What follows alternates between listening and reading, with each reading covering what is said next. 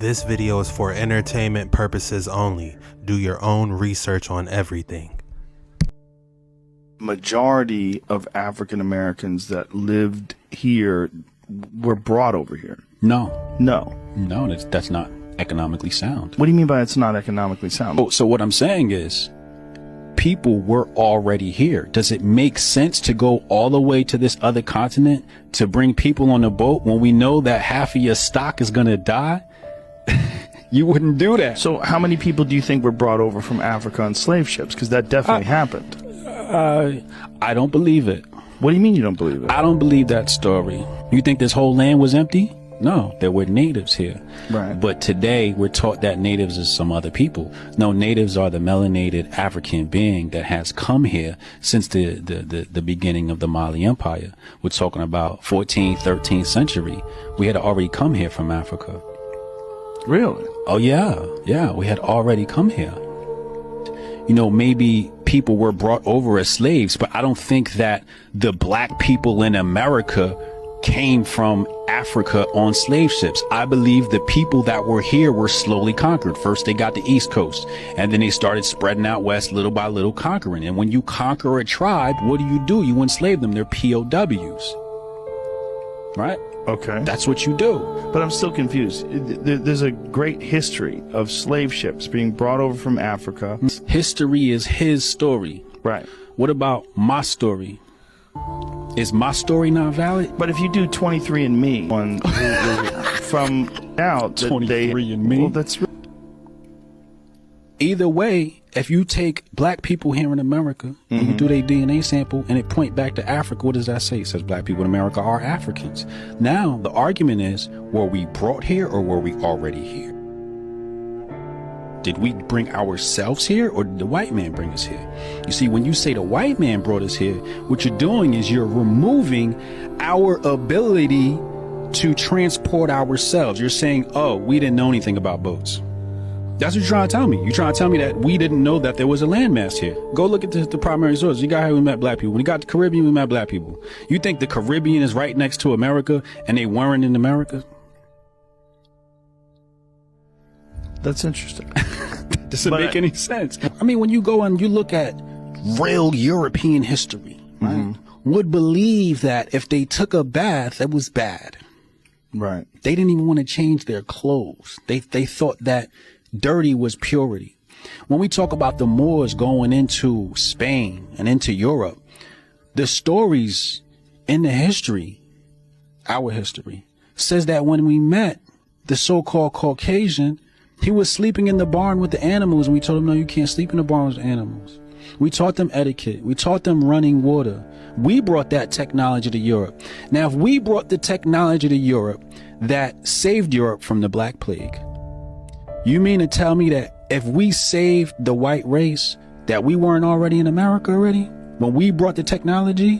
When Rome was dependent on Africa for food? Remember when the Black Plague hit Rome? The cause was one of the officials was stealing the grain that was coming from Africa. So there was famine, hit Rome. If your source of sustenance is from Africa, how are you superior?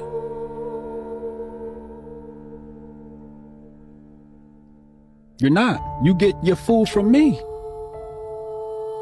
So if you get your food from me, who's more likely to travel this globe? Me, I'm the source of food. And that's the first thing you need to survive on this planet. Whatever happened to Mansa Musa's empire? The richest man in history was Mansa Musa, who had a wealth of about $400 billion in 1200 AD. Even if today the world's richest person, Elon Musk and Jeff Bezos, combine the wealth of these two, even then they will not be able to match the wealth of a single Mansa Musa. Let us tell you that Mansa Musa was the king of Mali Empire who became so rich from the business of gold and salt.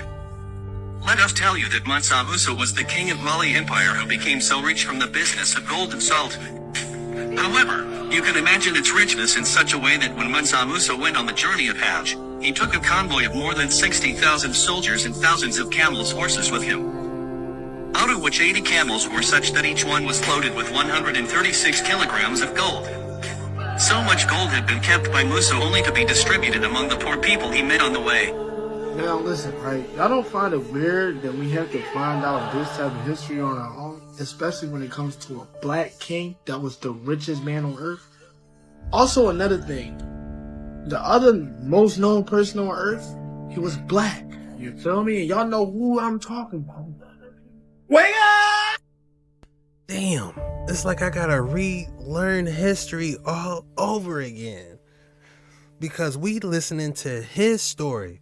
If you ask me about history on social studies, all they showed me was the Mayflower. What year did the Boston Tea Party happen? Oh man, all that stuff was irrelevant, man. Lock in and buckle up, because you're in for another creepy and scary TikTok reaction video. I'm Jet Ski Chuck, and on these dark waters, you gotta keep your head on a straight swivel, because you don't know what's gonna be coming at you. So let's dive in.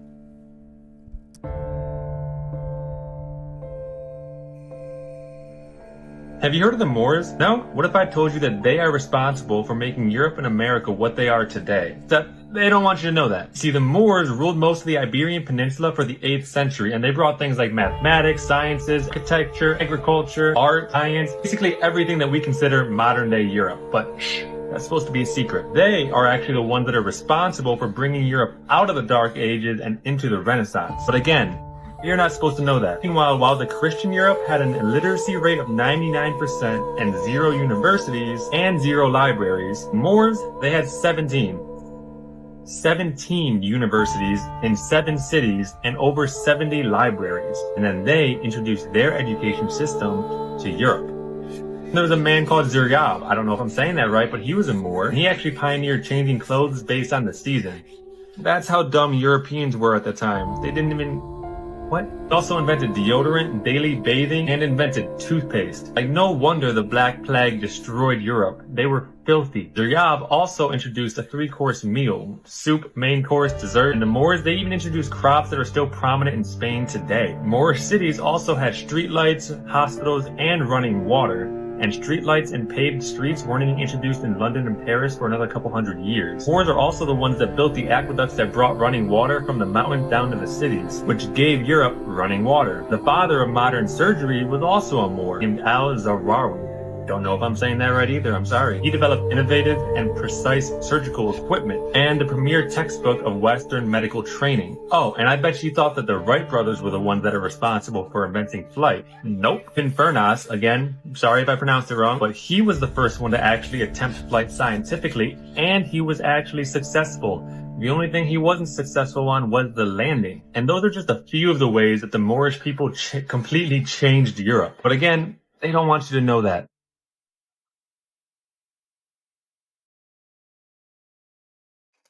You know, the Moorish fascinates me. I am new on this subject. This whole thing is new to me. I've just now found out about the Moorish Tartarians. So I am so interested and fascinated on how they built the buildings, to be honest. You know, that's my main focus on, is they built the buildings. But it is interesting to see who were they exactly. It's like they didn't teach us what we needed to be taught, for entertainment purposes only. This whole entire video is for entertainment purposes only. But yeah, it's like we going off of his story. That's the history. It's his story. So we're going to try and see if we can find some truth on these dark waters, you know? When I found out there were 8 presidents before George Washington, I wanted to smack somebody. You know, I wanted to know why I was taught otherwise. Just tell me the whole story. I'll fill in the blanks. I think I also recall him saying that Barack Obama wasn't the first black president. So I started looking this stuff up and found out there were 14 presidents before George Washington and 7 black presidents before Barack Obama. When I found out there were 8 presidents. So you're telling me there was 14 presidents before George Washington? What was Prince trying to say? that feels just about like a plantation. We live in a place now that feels just about like a plantation. We're all indentured servants. You know, when I found out there were 8 presidents before George Washington, I wanted to smack somebody. You know, I wanted to know why I was taught otherwise. Just tell me the whole story. I'll fill in the blanks, but don't, you know, don't tell me something that you think I'm supposed to know. I will never forget this interview with Prince because it just had my mind rolling the whole time. I have never heard the whole time that I went through school anything about 8 presidents coming before George Washington, and I never even realized it until I listened to this interview with Prince. And technically he was right because there was actually 14 presidents that came before George Washington. Now technically they weren't president of the United States because the Constitution had not been finalized yet, but you think it's an important part of history that we would have learned about these 14 different presidents coming before George Washington. And it's shocking to me that I have never heard anything about these people ever. And this isn't the only part that had my mind rolling. When he's talking about how life is like us living on a plantation, it makes so much sense. Even more in this day and age than back when he did this interview. Everything has skyrocketed in price and people are having to work 2-3 jobs to even make ends meet. We're basically working until we pass away. And they're even trying to up the retirement age now to like 70. So everything that Prince said in this interview makes so much sense, but let me know what you guys think in the comments about everything that Prince said, and if you guys have ever heard about these 14 different presidents. No, I haven't heard about those presidents. You know, not until I seen this interview. This is the first time I'm hearing about it. Why is so much being covered up? You know, I'm just tired of all the lies. What's really going on? We gotta really dive on these dark waters to get the answers. And of course, we were discussing the Moors, and it reminded me of one of these old Bugs Bunny cartoons I used to watch. Growing up, the Looney Tunes was one of my favorite cartoons. So I was watching a lot this weekend, and of course, we were discussing the Moors, and it reminded me of one of these old Bugs Bunny cartoons I used to watch.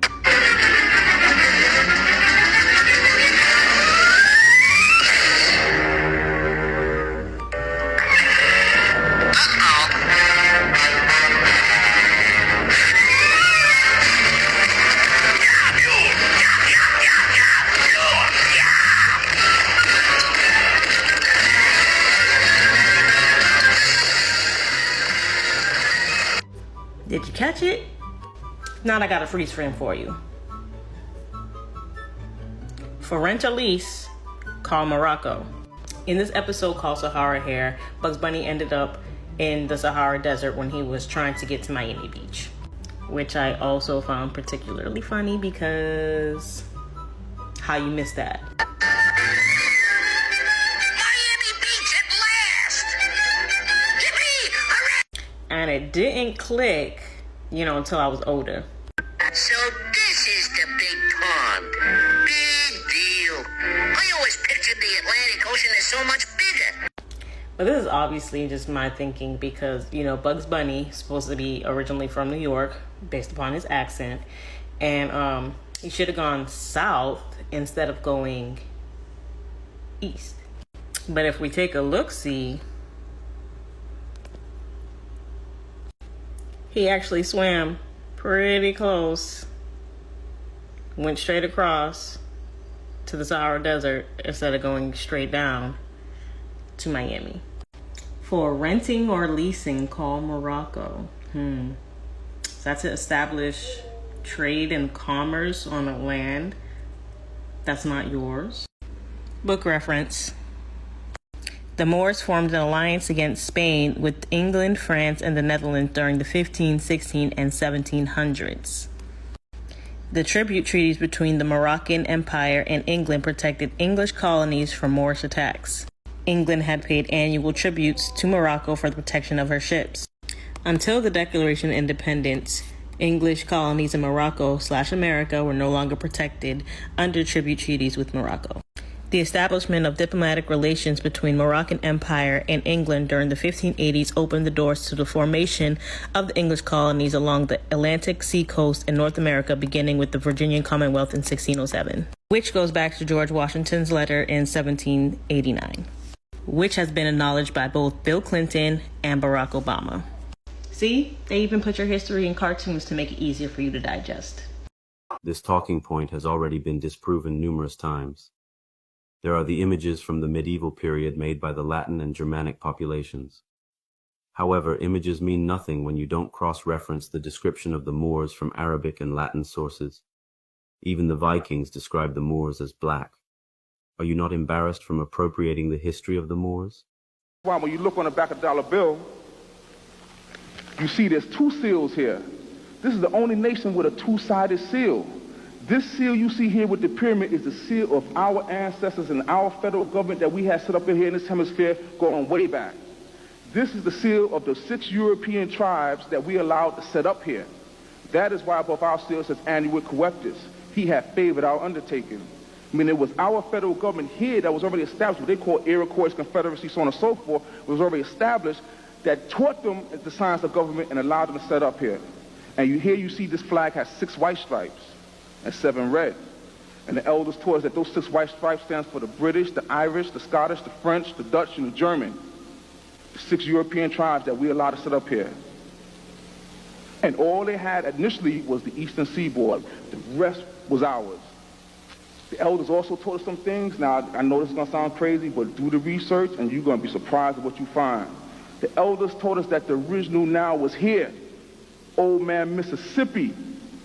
The Missouri being the blue and the Ohio being the white. Until this day, where them two come together, there's a city there called Cairo to this day. And that area is called Little Egypt. Then you go down into what the elders taught us was Alabama and so on and so forth being Lower Egypt. Then you get into Memphis, Tennessee, the Memphite theology. Kentucky, King Tut. And then you start to look a little further, and then you find out that there was an archaeological cover-up involving the Smithsonian Institute, where they found thousands and thousands of artifacts. They found artifacts showing human beings contemporary with dinosaurs. A lot of this information they put on ships and dumped into the Atlantic Ocean. Some of it they got still in hidden chambers that they say you can't go in there because it got asbestos and it's unsafe. There's a part of the Grand Canyon where they have all Egyptian names, Tet, Osiris, Isis, and they got that part blocked off. They said it's too dangerous for the people to go there. To this day, this exists.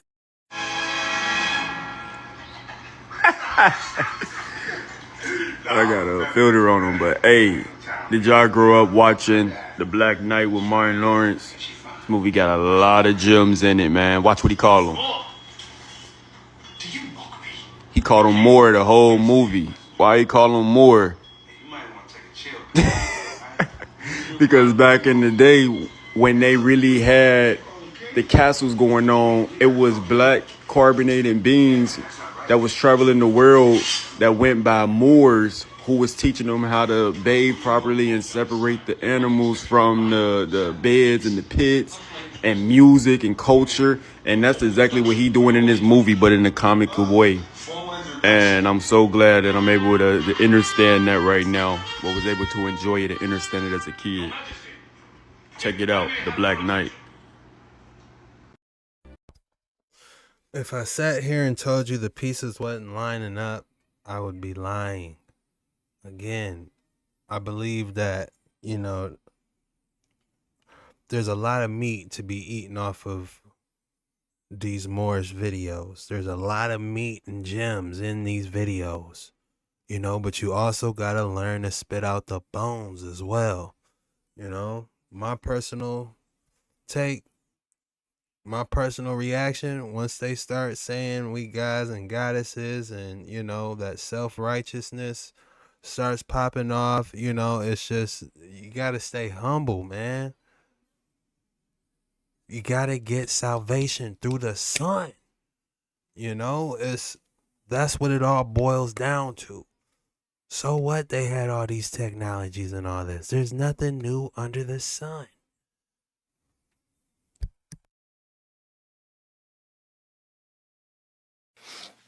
You probably wonder, why do white people pay so much attention to black people if they don't like them? You would think if you didn't like something, why would you be paying attention to it? I don't pay attention to things I don't like. What's the answer? The answer is the liar knows what lie he told. You see what I'm saying? So even if I made it deceitful and I made you think that the answer's over here, but the answer is really over here, I'm still going to be looking over here. Me, the one that tricked, because I know this is the right answer. Black people have lost their identity, but our oppressors have not lost our identity. That's just why they chopped those noses off of the Pharaoh and the Sphinx in Egypt in the first place, is because without this nose, we can tell you this is whoever it is. But with it can only be. Why would somebody vandalize a whole face and only vandalize one part? Nobody wanted to knock an eye off or take an ear off or no chins missing. No, just the nose. Because it's a brand. It's a brand. All right, go ahead.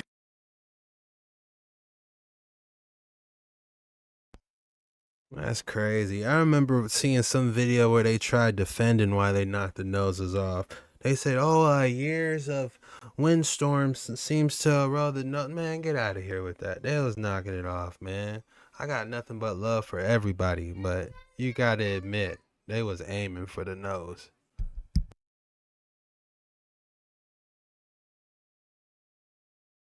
And one of y'all told me they didn't have enough TNT to blow up this one. That story was wild. Where did y'all get that story from? I need more on that.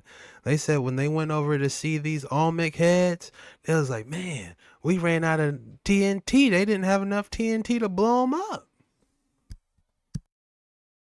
Noticing a pattern here. Have you noticed that these upscale statues just coincidentally always have the nose blown off or destroyed? Have you ever noticed that or wondered why? It's to cover up the heritage of that person. You see, in history, a lot of characters were whitewashed in order to promote a specific agenda. You see, for this is a black man. That was a statue of King Charles II. In history, Wikipedia, everybody's going to show you that this is a white man, but in fact, he is a black man, and I got proof. Right? The word steward, if you didn't know, comes from the Old Norse root svart, which means black. Steward in the word svart is the same meaning. It means black. And if you ever heard the term swarthy, it also means black too. This is the description of what Ben Franklin gave to King Charles when he was writing about him. We all know how they like to whitewash history. I mean, case in point, Jesus. He was black, and they try to give you a white Jesus. Borgio? If you go to England, there's a lot of pubs called the Black Boy, which is nicknamed after King Charles. He was coined the phrase from his mother, from his darkness of his skin. Ronald Hutton wrote a book about Charles called Charles II, King of England, Scotland, and Ireland. It gives a description of what Charles's mom gave to him, right? With his swarthy complexion, which is black skin, his great height, he was real tall, he was 6'2", black man. But he had a dark, full-fleshed face, and that would remain his 3 principal physical characteristics throughout his life. In the Memoirs of the Secret Service of John Mackey, it gives a description of Charles Lanos, one of the sons of King Charles. His son is described as well-shaped, black complexion, much like King Charles. So he was black just like his daddy. And just like his other son, George Fitzroy, Duke of Northumberland. He was described as a man of honor, tall and black, just like his daddy. When you realize that European names are actually black people's names that were stolen, they wanted you to believe that you were slaves from your existence, when in fact your ancestors not only ran this world, they were kings and queens of this world, and their culture as well as their names were took by Caucasians and flipped to make it seem like the Caucasians built everything and were hierarchy, when in fact it was us. And they shoot the nose off of all the statues that look like me, that look like you. Ground. I'm excavating. It's going down. Y'all know how I love real estate, and I usually like to build and go up. We going underground now. One time for all my doomsday preppers. Elon Musk, I see you. I saw your ground plans. I'm impressed, but guess what? My bunker gonna have a garage. My bunker gonna have wings. Huh? Yeah, we breaking ground. Huge excavations. You gotta have your fluids. I got a water maker, a machine that makes water out of H2O. I got a water maker. We got our canned goods. So if you're thinking...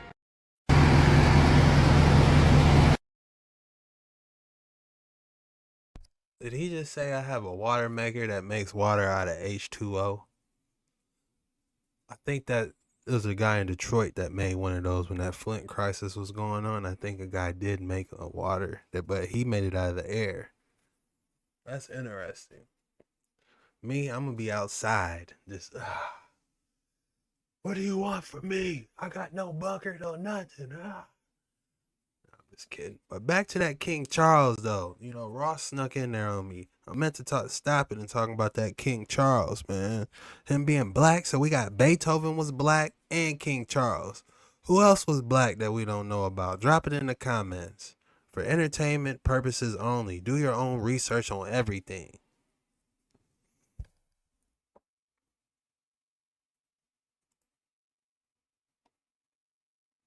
To us. All of these buildings all around here, as I told in class last night, they're ours. They belong to us. They're ancient, these buildings. There's a whole city underneath this city. They've went and burned all the major cities, the major energy centers. Our ancestors set up these energy centers that we call Philadelphia, New York, Boston, Atlanta, Detroit, right?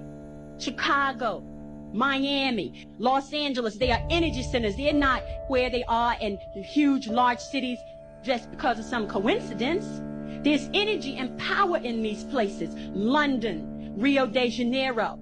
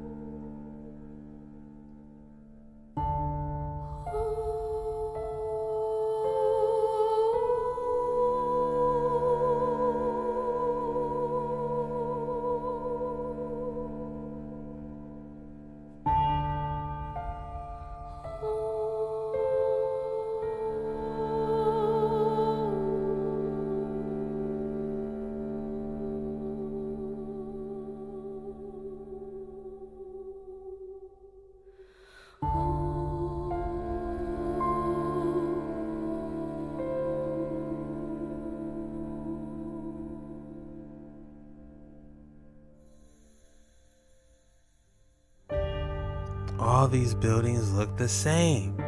They had to be made from the same people. There's no way.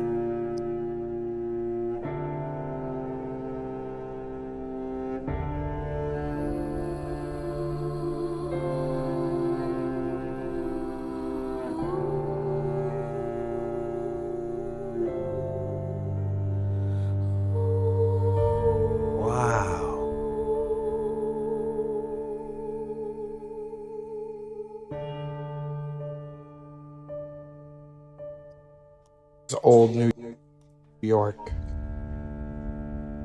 golden age. This was old New York in its beautiful golden age, before they rushed to tear it down. Why would they tear down these marvelous structures that were meant to stand for 1,000 years? Some being torn down in just 50. It's because we inherited this city, and those who did not construct this grand architecture could not hope to maintain it. And most of it, you would find, fell to ruin. These were all empty and abandoned cities after the last reset, the mud flood. You can even see the sunken layers in many of these pictures here. Just look at that grand architecture in Penn Station. And to think they tore this down in less than 50 years. And you can find the same scene and the same sad story in nearly every city, not just unique to America. We all rush to tear down all these grand structures in all of our cities and replace them with glass boxes, literally tearing down paradise to put up a parking lot, while all these cities looking far different than they did in their golden age, when they were told to be built by horse and buggy. Question everything, friends. Until next time. Oh, we've got your ass. We've got your ass now. This is the La Sagrada Familia in Barcelona. And the people that said they built this, they didn't build it. This is what you call Moorish Tartarian. So the mainstream narrative says they started building this before Nelson Mandela was alive. They said they started building this before Morgan Freeman was alive, before World War I and World War II. They're saying they started building this at the last reset in the 1800s. So you're trying to tell me this took 141 years to build and you still haven't finished it yet? There's still scaffolding on the roof, brother. So they like to say the original architect suddenly died halfway through. And they rely on funding every year to, no, listen, mate, don't lie. You haven't got the blueprints for this one. You don't know how to build it. Because look how ugly and mash up the building really is. This is what you call melted brick. This building was here before the mud flood. This building was there when the Moors ruled Spain. And when you look for construction photos, all you get is something like this. This don't look like a building site. This looks like a reset rescue mission. So no, you man didn't build that building. The Moorish Tartarians did. Now I know you guys that follow my channel, that watch every single video, might have seen that last video a couple times, but I can't stress enough how much that correlates to this current video. Now, I've seen some Tartarian buildings in my time, but this one? Oh, this is the Alexandra Palace in London. Red Door? I'm probably this dude's biggest fan, to be honest. Wait till you see what's inside. Anytime you're dealing with lions, you're dealing with the Tartarians and the Moors, brother. I mean, come on. I don't think you guys understand the size of this building and how much this building is out of place. So for the people that have seen buildings like the Taj Mahal and them things, this is similar because we are actually elevated. I don't think you know. We're in London and we're like bigger than, higher than everything. And underneath this, there's a whole structure. They just locked off the doors. Trust me, there's more to show you.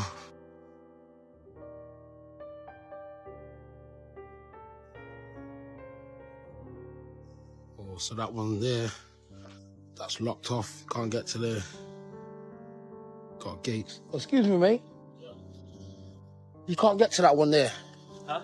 You can't get to that building there. No, you can't. That one locked off, yeah? Yeah. Okay, cheers. All right, let's see if we can go inside and see what's really there. Before I go inside, people, I just want you to understand, we don't build like this. I mean, Look how, like, what is that, a door or window? Look at the site. I mean, sorry, though. Look at comparison to this girl. Yeah, look how tall she is. And look at the rest of the building. Come on, brother. He said, what is that, a door, a window? Look, this is how we build. You see the wooden bit that they've put around it? That's what we build. We don't build like this. Come on, bruv. Who's putting up lions? And you see that circle thing, people? There would have been some type of natural energy conducting metal in there. Something that we know as a solar panel. And again, that's London. We're higher than London right now.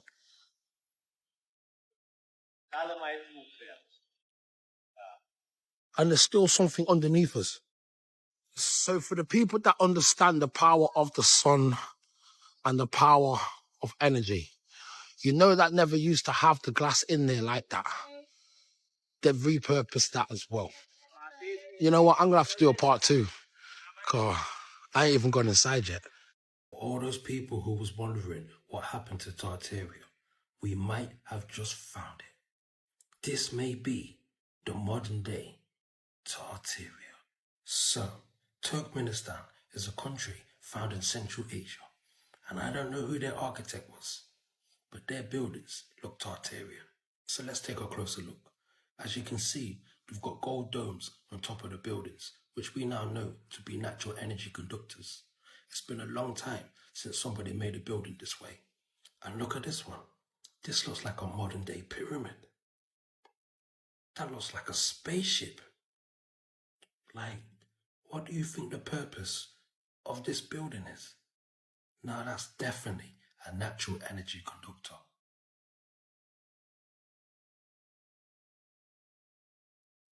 So yeah, it's definitely one of those cases of we don't build them like that anymore. Oh. Guys, your thoughts below in the comments. Is that a modern day Tartaria building? What are they doing over there, man? So many questions, not enough answers. Let's go. That damn near ran me over, aren't you? Wait till I find your boss. He gonna fire your metallic ass. You would do well to mind your tongue, Moore. Woo! You got to have major coins behind this. Who's back? You the idiot that damn near ran me over, aren't you? Wait till I find your boss. He gonna fire your metallic ass. You would do well to mind your tongue, Moore. Woo! You got to have major coins behind this. Who's backing you? Buffy? Silence, Moore. I'm interested in learning more about your culture. It is my understanding that the Normans are excellent dancers. If you want to know more about my culture, remove the dog from the table. Can't stand the game, Moore. More? Well, I prefer lordship.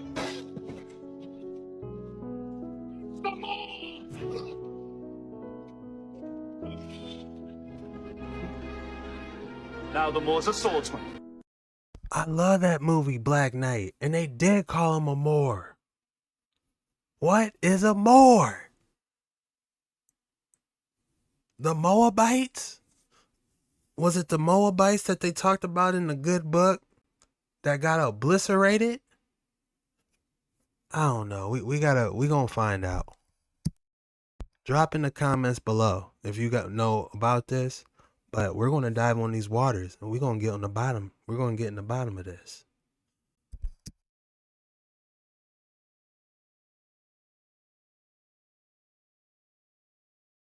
That the Moors were the custodians of ancient Kemetic wisdom and culture. This is the priesthood who migrated into North Africa after the fall of Kemet to the Ptolemies and things of that nature, and West Africa and things of that nature. So out of West Africa you have the Dogons and things of that nature, the great Mali tribe, the Mali kingdoms and empires, the Songhai. So you're talking about people who introduced into Europe during their dark ages, you know, by building their kingdoms. Like, not like they introduced it to them like they were trying. No, wherever we go, we regentrify. Wherever we go, we shine our light. So what we did is introduce alchemy. We introduced architecture, sacred geometry. By helping ourselves, we were able to help everybody around us. We have to understand the role of the Moors. our children have to understand the role that the Moors played in history, who they were. Because my problem is not so much what they say about the Moors. My problem is the fact that they're confusing the issue. What they've done is this, very skillful. They took the word Moor and they mix it up with the word Muslim. They take the word Muslim and mix it up with the word Arab. And then pretty soon they start talking about Moorish Arabs. The word Moor means black. The word Moor is a medieval term that became Negro after the enslavement of the Moors. Before they were called the Moors, they were called Ethiopians, which means dark-faced. Ethiopia was the land of the burnt face. Ethiopians were the people from the land of the burnt face. Hold on, when they talk about Ethiopia, that takes me back to them giant Omanite statues. Some of y'all told me them boys was moving and they weren't statues. We might need to go back and see if we can find something about that. Moor does not mean Muslim. There were Moors who were Kemites or followed the Kemetic legacy. Shoot, at this point, I might want to be a Moor. Hey, I'm just kidding. I'm just kidding. Just kidding. You know what I'm saying? I'm all about unity and saving these souls. It is important that, yes, a very important facet of the Moors that went into Europe post 710 AD happened to practice the Islamic faith. But not all Moors are Muslims. You could be a Moor and not have any faith system that you follow particularly at all. And once we get to that, then we can understand that it was we, the Moors, the Africans.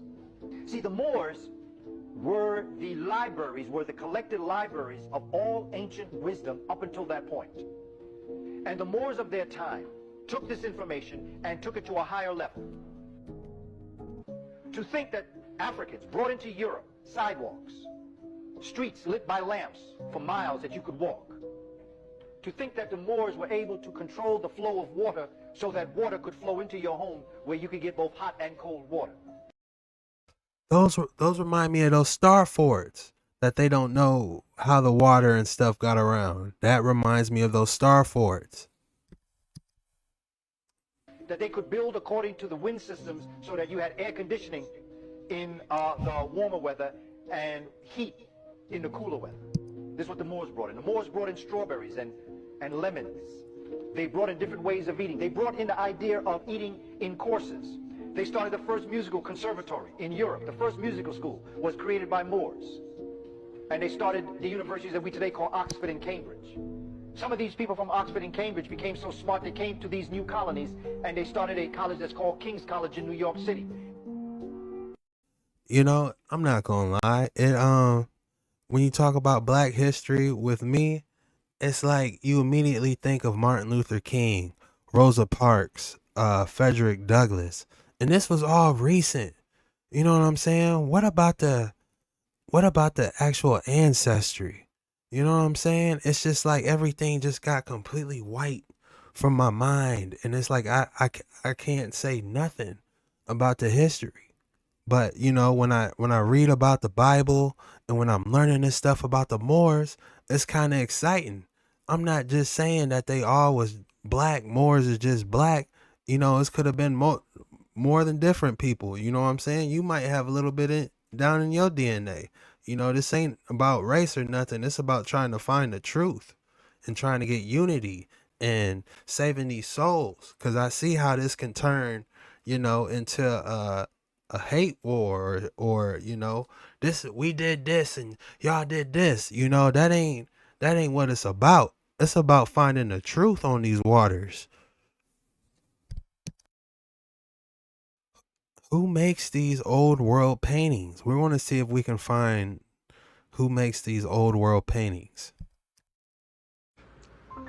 The most effective way to destroy people is to deny and obliterate their own understanding of their history. And when you do that, the people will take care of history itself and let it fall to ruin. Question. Who's Beethoven? Beethoven was Thovin Bey. He was a Moor. His mother was a Moor. Yes. And when he went deaf, that melanin kicked in. The inner eye kicked in. He heard music that better when he was deaf than he heard it otherwise. There's also another myth that he cut the webbing of his hand down to the bone so that he can get a better stretch. So there's some of the 32nd chords that he has, he plays, and most people can't play. They need like two people playing. That's why some people, in certain instances, you see two people playing Beethoven, two pianos playing Beethoven. That's because of what he did when he stretched his finger. Beethoven was called a Moor when he was growing up. Beethoven, there's a book about him called Beethoven's Hair, because people were so infatuated with the texture of his hair. So that African bloodline runs real. You know, I'll be the first one to tell you when this Moorish thing gets a little bit too far. But that Beethoven might have had a little bit of validity. You know what I'm saying? The fact that he did that to his hand, I never heard that before. That's crazy. You know? Let's get back on these waters. Y'all don't understand. This land that you stand on, that you think is America, this is actually Africa. The dear Mississippi that you love, that you know of, that's the Nile River. This is our land. You are Aboriginal Indigenous American. You are a Moorish American. So where is their green card? Where is their green card? Huh? Huh? They need weapons. We don't need no weapons. Huh? Huh? Stop calling us black. We're not African American. We're Moorish American. Aboriginal Indigenous. So right over there. Land. Know the laws of the land. Know your birthright and nationality. You are a Moorish American. Fight for your nationality. The Pope says stand up. The Pope says stand up. The Pope says stand up. Know the land. Know the laws of the land. You are an Aboriginal Indigenous American. Moorish Americans are indigenous to America. The conversation stop it. In 2010, President Obama signed on to the rights of indigenous people.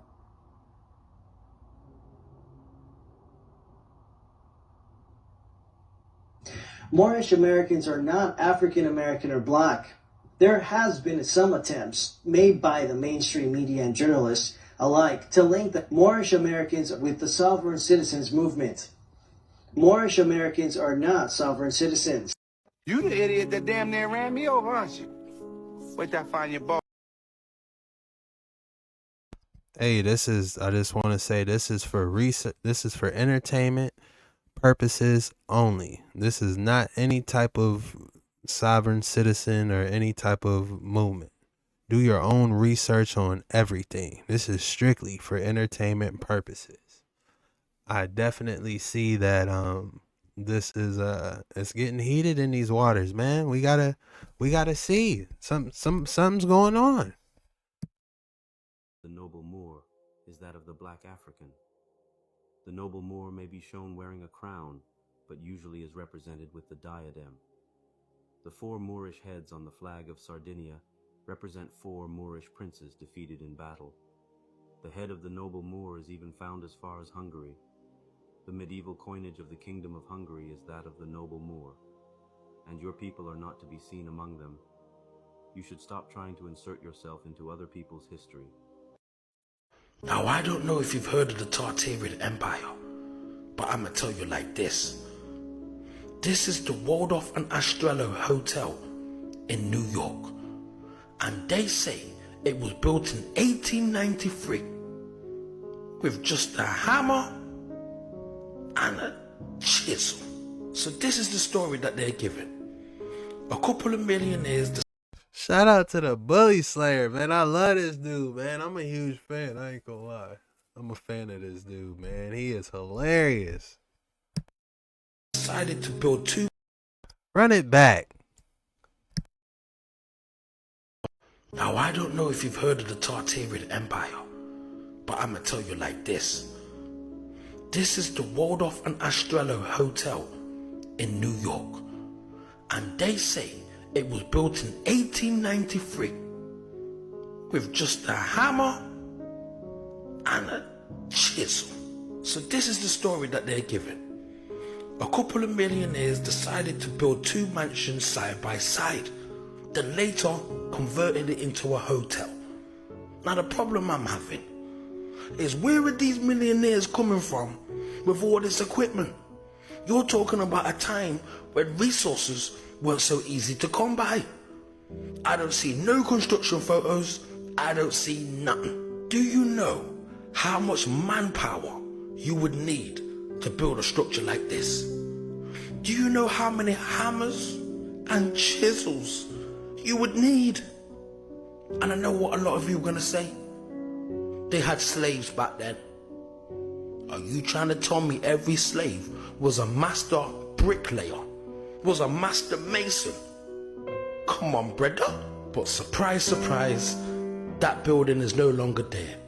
They knocked it down to make way for the Empire State Building.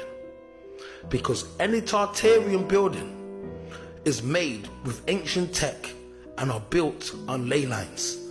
So there's no surprise when they knock it down and build their own structure right on top.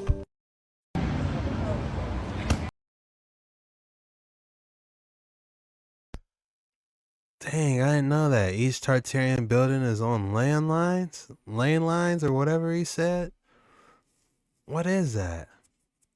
It's like, man, there's so much I don't know.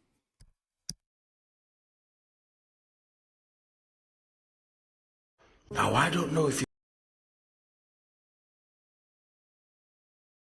you still reside in the Grand Indigenous tribes that still reside in the Grand Canyon. What did you say? Good. What did you say about the color? You'll give her, she'll give it to you. She's saying now she's a Moor. She does not have to abide by the rules, the regulations, and the laws of this country. They like to call it the Reconquista. Everybody pay attention. This is what I want y'all to see. Now, I told y'all that they used the Moors to defeat us. And after they defeated us, they enslaved all the Anunnaki gods and goddesses. Then they turned around and used the Moors to build up Europe. The Moors, being still under the spell that they've been under, went along to help the Europeans build up Europe. Now, as soon as they got through making Europe, the Moors, so the Moors helped the fucking human beings not only capture the Anunnaki gods and goddesses, but they then turned around and helped build up modern day Europe. They also are the ones that set up the United States of America. Like, the whole way we look at the structure of this country is based around what? The Constitution, the Preamble, and the Declaration of Independence. Do you know why? Who you think it was that told them they should have a Declaration of Independence if they want to keep us enslaved? The Moors taught them that. The Moors told them that. The Declaration of Independence is a spell.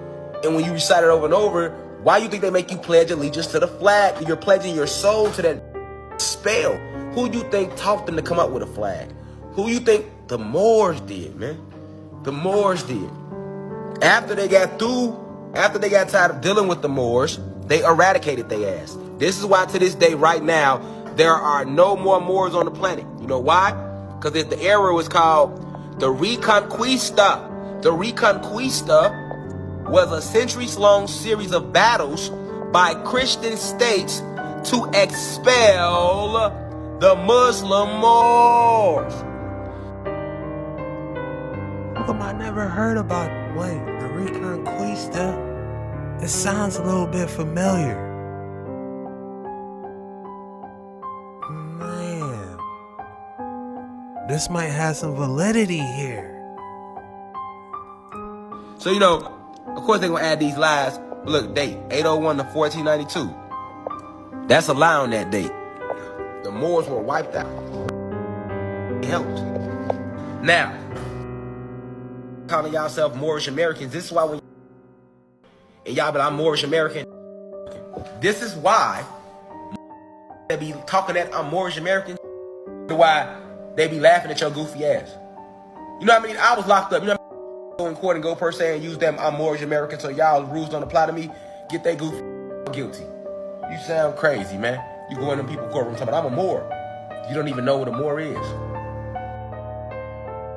You feel me? And then see a lot of people they read Noble Drew Ali.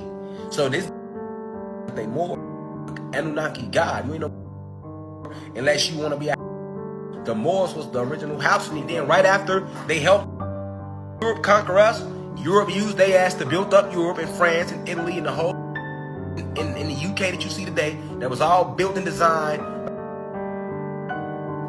And right after they got through, as soon as they got through building up their still gods who was under a spell. So they couldn't let the Moors just keep going. Eventually, if they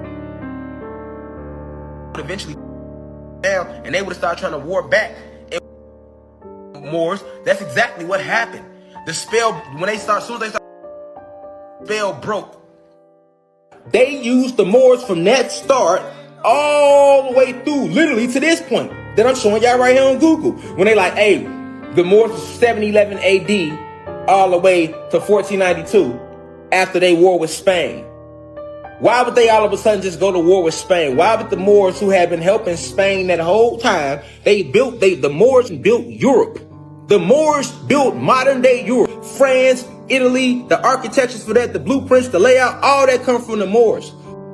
Designed strategically, specifically on certain energy points. The Moors did that. The Moors did all of that. All they modern day cathedrals, them big ass cathedrals that sits on the hills with the certain shapes. It was the Moors who put squares on top of circles and triangles on top of cutting triangles in half. They no shape and how to mix no shapes together. You know what I'm saying? Put no circles on top of rectangular cylinders and no squares on top of hexagons and octagons and all that. When you looking at a church, you looking at a building, that ain't nothing but a bunch of shapes cut off, put together. That's how architects design. It goes back to the basics of what they taught you about in school of shape. All this is shapes. Everything around you, shapes, two rectangles. What you talking about? You know what I'm saying? Light magic. That's why they lied to us about shapes. Right? That's why they lied to us about shapes. All that. That's why they got shapes to smash your electricity, to keep your electricity boxed in.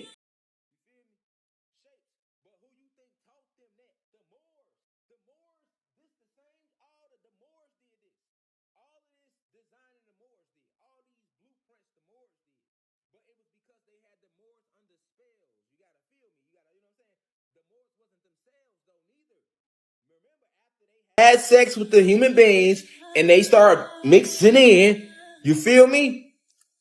Put that thing on them, you feel me? On the real. And tell them everything. I'm just breaking it down to you. They got to telling them everything and then they got to doing everything for them. Not even knowing they had them under spell. That's how they put the Moors under spells. You feel me? You ever heard something called the Vril? The Vril that's a real celestial entity. You feel me? They talk about the Vril being a form of reptilian. It is a form of reptilian. It's like the worm where it gets inside you and it grows in you. It lives in you. It's an actual being in force, but it's like in worm format. They call them the Vril. They actually exist too. They are part of the reptilians. You feel me?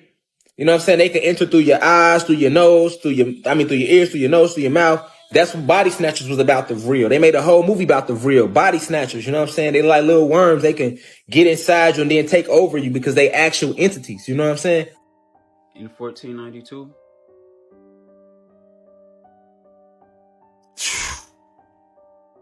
It is getting real in the field. This is all new to your boy, man. It kind of makes sense. If you see about the lizards, we hear about the lizard man all the time, you know, because they might have, you know, got mixed with the Anunnaki. They was gene splicing. I don't know, but it kind of is adding up a little bit. The only way I can't go, the only thing I definitely can't go is when people start saying we gods and goddesses. You know, I can't go. That's just my personal beliefs. You know, I gotta say that. But there was definitely a lot of validity there. We gonna keep diving in these waters, and I want to know your guys' thoughts below. Just my personal thoughts is that salvation, you know, what bigger power do you need? You saying, oh, we gods and goddesses, you know, I'm not seeing nobody make a earth. You know, that's just me. All right, you a god or goddess, you know, make the sun or earth. You know what I'm saying? Like, we might be able to do extraordinary things, have extraordinary talents, but it's whatever type of power you think you can get is not better than salvation, in my personal opinion. Respectfully to everyone. Let's keep going on these waters. I'm Jet Ski Chuck, and I'm gonna always keep it real. For entertainment purposes only. Do your research on everything. But yeah, we're gonna dive in these waters. Let me see what else we got. This is getting real in the field. On these dark waters, y'all. Moorish. This is a hot topic, I see. You know, because this is where it stemmed from, I see. Super hot topic. Like in the mall. But we gonna break it down, though. We gonna break it all the way down.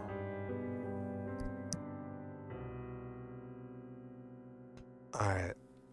What I like to do is called eat the meat and spit out the bones. You know, it was extremely interesting what he was said about those worms. You know, and it got passed on through, you know, two adults having fun. So this is an ancient painting, one of the ancient paintings, you know. I keep seeing these Moorish paintings getting flashed. So what I did is I found the actual artist that did these. So I just want us to go over and just try to see what we can piece together, what type of story these artists were telling us, because this is our best shot at getting the truth. You know what I'm saying? Let's just see what the artists were trying to tell us.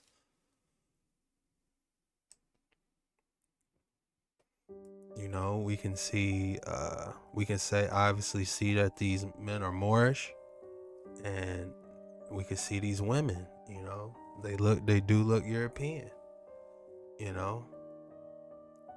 This painting is by, let me get us together. I'm gonna get us together, y'all. Please believe I'm gonna get us together. Oh yeah, let me tell y'all who these paintings are by. By Fernando An Pastrel. I'm probably butchering the name, but that's who it's by. But yeah, just dissecting this photo, it, you know, they just look at my man's face. He's shocked. Like, oh, what are you doing? You know, what is this drink he got? You know, is this some type of drink they trying to give him? You know, this dude is bringing him a drink. He's got them hats. You know, mugs be saying they be wearing. Who knows if they got copper in that, boy? Who knows? But you gotta love the style, man. I love this style a lot. It looks like a silk. This all gotta be real silk. Look how comfy that bed look. She cross-eyed in the mug looking crazy. One eye looking at me, one eye looking at him. Like, this is what's going on here. Your guys' thoughts below. We got a couple of his paintings we're going to go through before we jump back on these Tartarian waters. I just thought that it is an honorable mention to look at these paintings and what is the story that it's telling us. This is painting number 1, so comment below what it's telling you.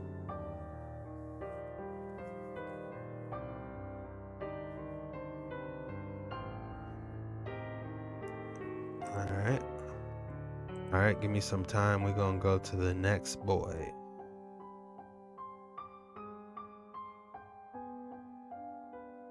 Moorish Tartarian paintings. This is interesting. This is all new to me, man. I hope y'all still with me, man. I don't want y'all to be like, oh, Chuck, you don't know. Jet, don't do it, Jet. Man, we just on these waters. Calm down. Ooh, this is a good one. little out there, but we can cover that up. All right, y'all, we got another Moorish Tartarian photo. It looked like my man over here is slumped, like they got him or something. He's sitting there passed out. These people over here, they look a little bit devastated.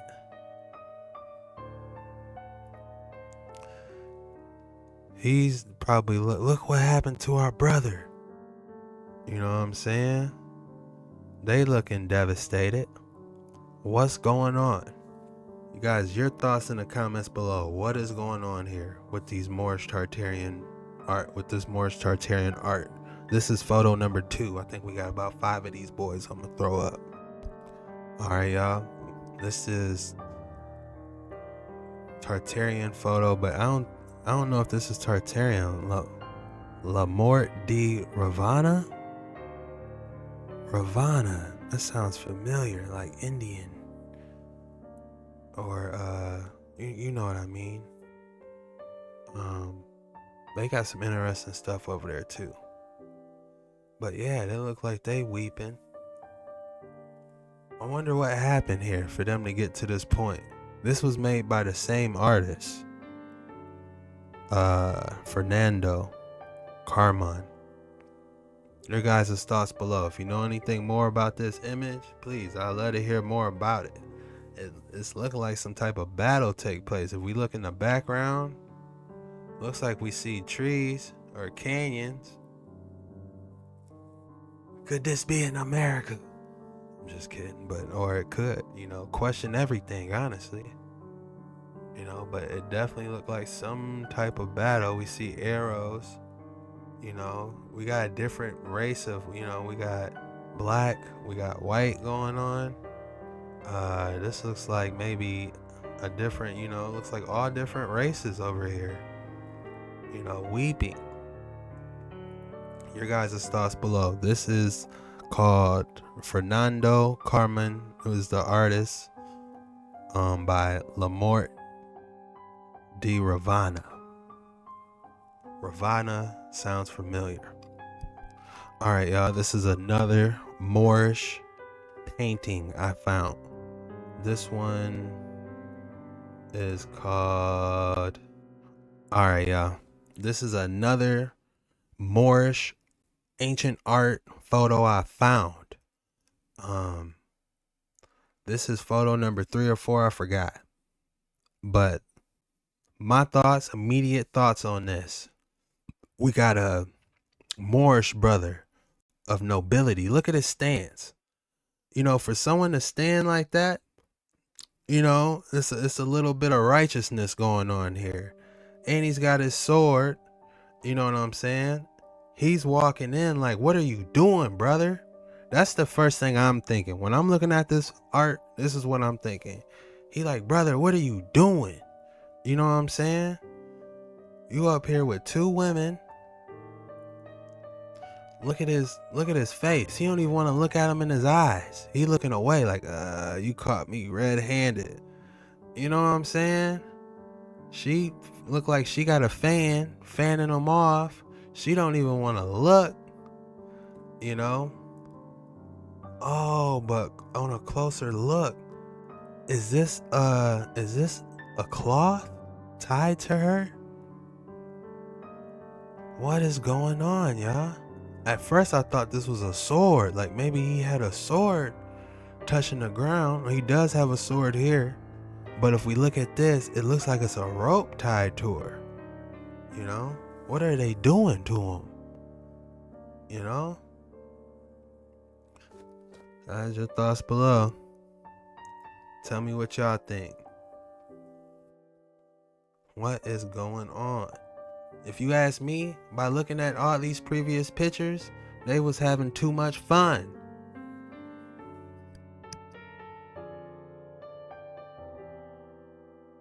Somebody wasn't standing on business. The last art was called The Decomposed, but this one, unfortunately, I don't got a title for it. What is going on? We got my man in the luxurious red robe. You know, you got his helper with the tea. What is going on? No longer in Moorish territory anymore, but this is by the same artist. Interesting that we got this from these creepy and scary TikToks, that this art definitely tells a story. This is called Cain fleeting before Jehovah's curse. Now, I'm not too, I know Cain's in the Bible, but I'm not too familiar with this story. But this is, I guess, him fleeting before the curse. What is actually going on here? I don't know.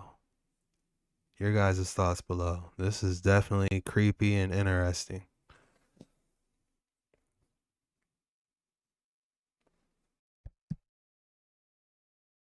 All right, we got another photo. Interesting when we look at this one.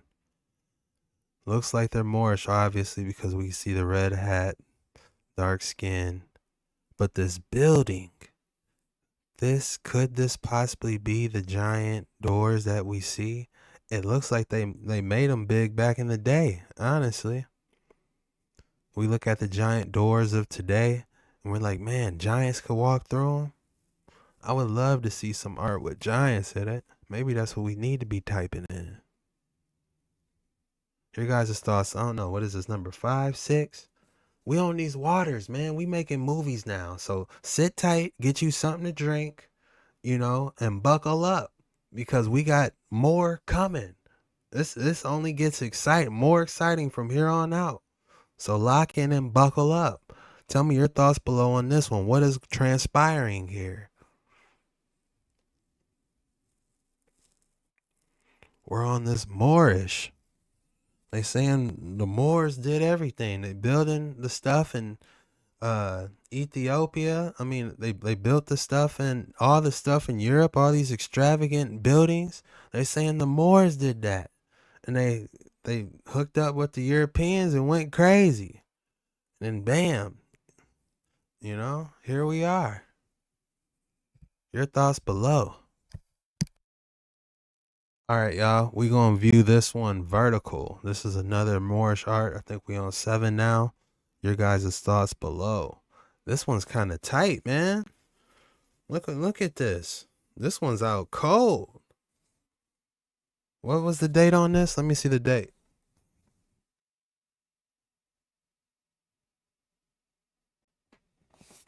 The date has 7 letters on it. I mean, the date has 5 numbers on it. I don't know if we can zoom in, but let me at least give y'all the name. Hold on, let me see the name.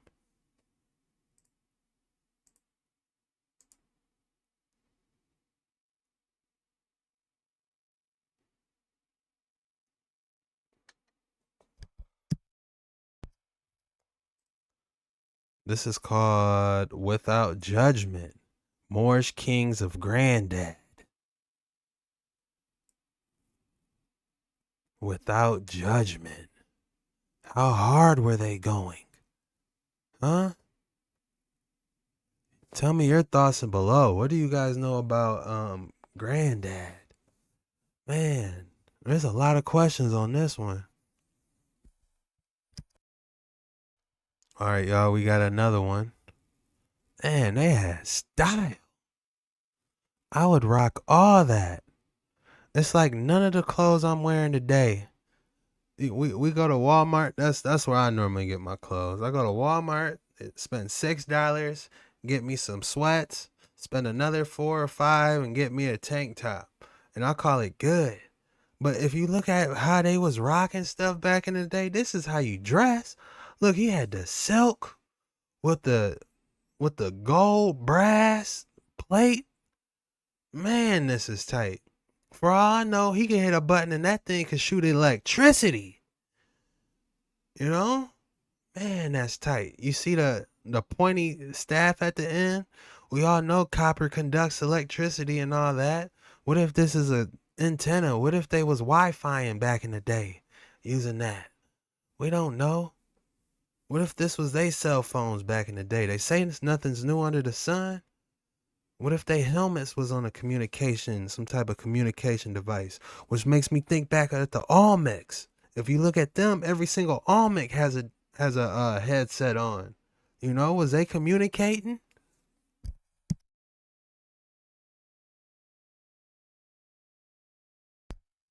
All right, y'all. And this next one, this was an honorable mention.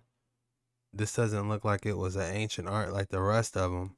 This was somewhat similar, but this was definitely an honorable mention. Be right back. Yeah, there's a lot more Tartarian art we're going to dive into, but I just seen this is the last one. If you guys want me to do this more, let me know in the comments below what you guys think about me diving into this ancient art that we found from these TikToks. This will be the last one. Let me know your thoughts below. We're going to get back into these videos.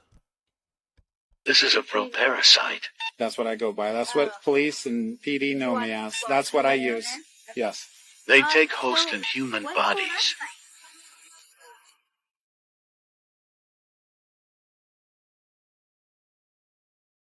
They feed off humans. Well, a British woman living in Australia has had an 8-centimetre long parasitic worm removed from her brain. The 64-year-old was originally admitted to hospital back in January 2021, complaining of abdominal pain, diarrhoea and a dry cough. By 2022, her symptoms included forgetfulness and depression. Well, doctors think that the woman may have been exposed to the parasite when foraging for wild grasses that were contaminated by snake feces. Earlier, we spoke to the neurosurgeon at Canberra Hospital, who realised the worm was still alive. It was quite a mystery when it was first presented to us, and to be fair, I was sort of the last sort of pinnacle of many doctors who'd been involved in her care, immunologists, infectious diseases specialists, and by the time we'd got to her, she was about to have escalation of some psychiatric treatment. She had a CT scan performed and then an MRI, and immediately you could see that there was this distinct abnormality on her brain that was changing rapidly over time. This poor woman, she'd been suffering for many months prior and still hadn't got any answers, so we agreed that we'd do an open biopsy. Hey, I ain't even mean to hop on the jet ski, but we gonna roll with it. The worm. What is going on? It's called a vril. You know what it makes me think of? It makes me think of the worm on Men in Black. Those little roach things. Nah, those things were more like little roaches, I guess. I don't know. But this real parasite reptilian thing, this might be somewhere, maybe those things in the Grand Canyon were the full-blown adults. I don't know, but this makes reptilian territory have a little bit more validity. Let's keep going on these waters. Say this. Me and my husband were talking about more science, right? And it's like, what is more science? Because we're talking about one of our brothers, our more scientist, how he was saying that more science is not just a religious movement. And I was so happy that he said that, because it's like all these people look at us and they think that, oh, that's their religion. And yes, it is a religious movement. I don't want to take away from that, but it's not just that. You know, and we were talking about, we were contemplating, well, what is it then if it's not just a religious movement? And this is what we came up with. More science is the study of the truth. Period. Bing bong. More science is the study of the truth. That's it. And so we wear these head wraps and our men wear the fezzes to tell the world of our knowledge. This is a symbol of our knowledge. That is exactly what it is. Did you know that the cap and gown that you wear when you graduate with the tassel, guess where that derived from? The fez. You know, the red religious head. Hey, I ain't putting one of those things on, man. I'm sorry. Them one of them goofy little red cup hats, upside down cut hat. My fault, man. I ain't trying to disrespect y'all or that, man. But Just give me a fitted, give me a snapback, something. Give me a red snapback, please. Headdress that you see our men wear with the tassel, that is where the cap and gown derived from. And it's a beautiful thing, y'all. Let me tell y'all that the Masons and the Shriners, right? Those, what would we call them? Because they're not religious. They are like organizations. They wear, well, I don't think the Masons do, but I know for sure that the Shriners do. They wear fezzes in secret in their meetings. And those fezzes are not cheap, y'all. Not the ones the Shriners wear. They be having bedazzles and all type of stuff on it. But anyways, that is a symbol of their knowledge. And that's why they wear it. And us as Moorish Americans, we get to wear it freely. It is our headdress. It is what identifies us as Moorish Americans or Moorish scientists. And we are very proud of it. Very proud. We wear it so that people can respect us. And we are treated extremely, extremely different when we wear it from when we don't wear it. And it's okay. We are not trying to tell Moorish Americans that you have to wear it, because you don't. You don't. Your knowledge is something that you have within you, and no one can take it from you, whether you wear the fez, whether you wear the turban or not. There's some Moors that are very ignorant that still wear our headdress. And they still have that psychology of black and white, but they call it Moorish and Europeans. And they still have a lot of hate, in their heart for their brother and sister. But it's okay. Like, we got to start somewhere, right? So that's okay.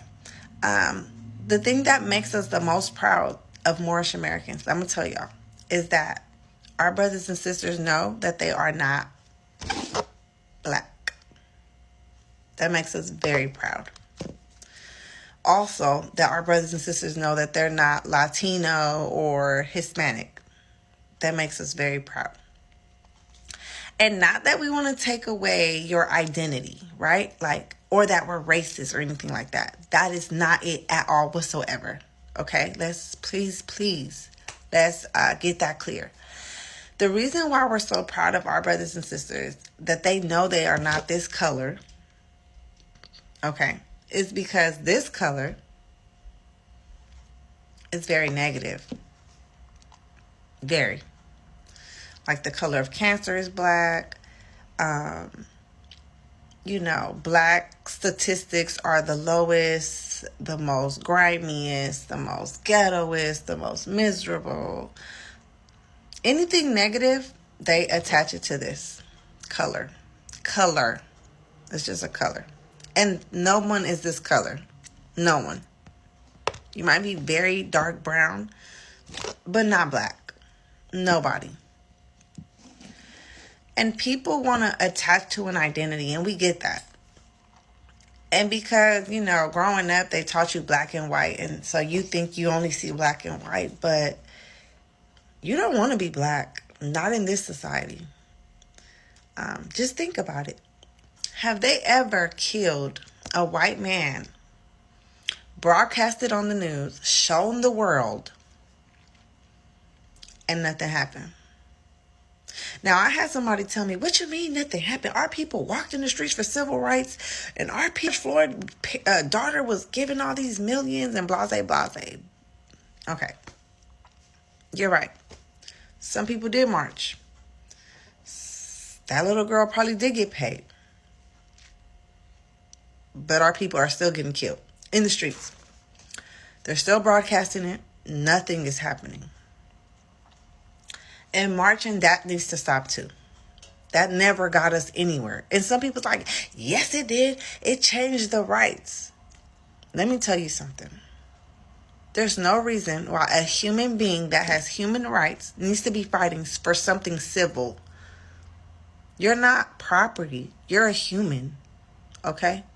And if you understood what I was talking about, you wouldn't argue with me. because something civil,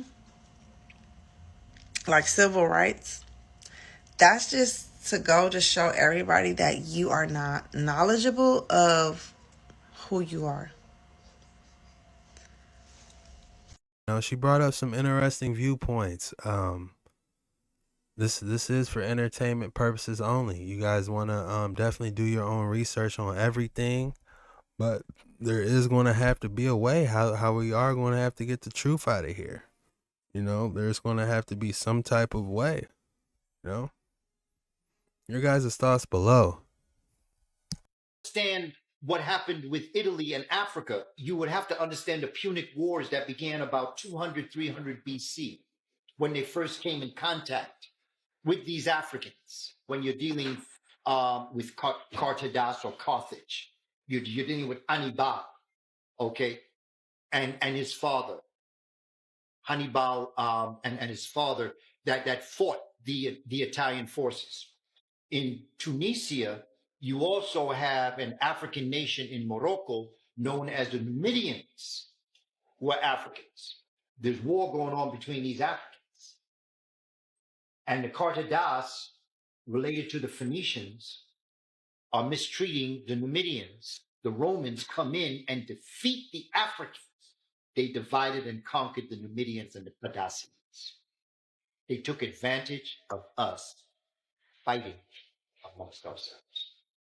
Tartaria mud flood theory is a controversial hypothesis that suggests a catastrophic event took place in the 18th or 19th century, resulting in a massive flood of mud that covered entire cities and wiped out entire civilizations. According to this theory, the civilization of Tartary, which was once a powerful empire that covered a large part of the Eurasian continent, was destroyed by this event, and its existence was deliberately erased from history by the ruling elite. One of the main pieces of evidence cited by proponents of the Tartaria mud flood theory is the presence of mysterious buildings and structures in various parts of the world that seem to be older than the officially recognized timeline of human history. These structures, known as megaliths, are often made of large stone blocks that would have been impossible to move and erect using the technology available at the time they were supposedly built. Another piece of evidence cited by proponents of the Tartaria mud flood theory is the strange architectural features found in many old buildings in Europe and elsewhere. These features, such as strange windows and doorways, seem to have no practical purpose and are unlike anything found in modern architecture. Proponents of the theory argue that these features are remnants of an older civilization that was destroyed by the mud flood. There are also claims that the Tartaria mud flood theory is supported by geological evidence. Some researchers have pointed to the presence of sedimentary layers in certain regions of the world that seem to indicate a massive flood event took place at some point in the past. Other researchers have claimed that the soil samples from various parts of the world contain high levels of unusual substances, such as iridium, that are typically associated with meteor impact or other catastrophic events. Proponents of the Tartaria mud flood take over their buildings. New York was already there for thousands of years. San Francisco was there for thousands of years. Los Angeles was there for thousands of years. They were built by the indigenous people who were black and Indians as well. The black people, they weren't brought over by slaves. They are the original owners of America. Black people, African Americans. They don't come from Africa. They were already here. And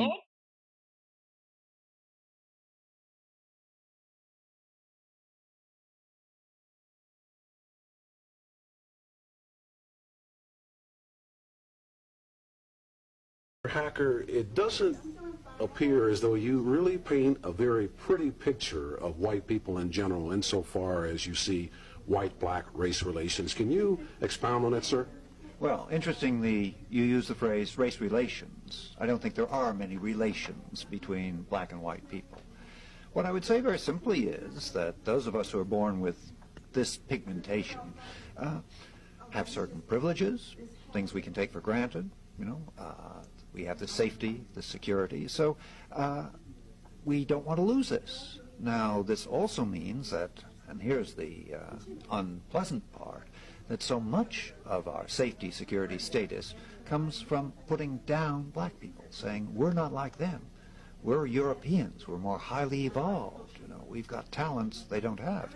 And that's where you get, you know, the flip side of this, which really is the ugly side of racism. Well, how much does sex and sexuality really have to do with race relations, particularly between white men and black men? Well, if you take white men and black men, let's take it two ways. Okay. If a white man is walking down the street and he sees a couple, a very attractive black man, really masculine, and with him a very attractive white woman, you know, very white, we'll make her blonde, you know. He looks at that woman and he wonders, this is the white man, what does she see in him? What do they do together? And it really drives him, us, up the wall, because she's a woman who could choose, you know, a white guy, but she chooses a black guy. And that really bothers us.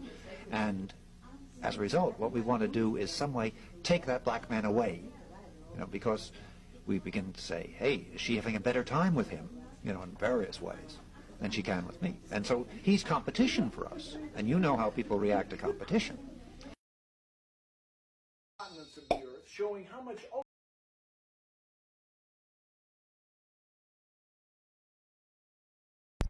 Where have these waters led me? Where in the world are these waters taking me today? Man, this... Yee! Chata isn't Mexican. It's North African. How old were you when you realized this crazy fact about your favorite childhood drink? It is originated from North Africa as far back as 2300 BC. Some of y'all are drinking horchata watching this video right now. It's a two-way glass. I can see right through you. Essentially, when the Romans conquered Egypt, they fell in love with the drink and named it hordiata. And then in the 8th century, when the Moors took hordiata to West Africa and then Spain, it blew up in Spain, France, and parts of Europe. And then when the Spaniards decided to go to Mexico, they wanted to bring hordiata. Now, hordiata or horchata de chufa was originally made with tiger nuts. When they went to Mexico, they forgot the tiger nuts. Alguien se le olvidó los tigre huevitos. So they're like, how are we going to make this horchata? We don't got chufa. So they made it with rice. And then agua de horchata was born. Do with that information as you see fit. Cien complejos sin sentido me arrebatan tus latidos y tu voz y ya no puedo, que no sé a dónde voy.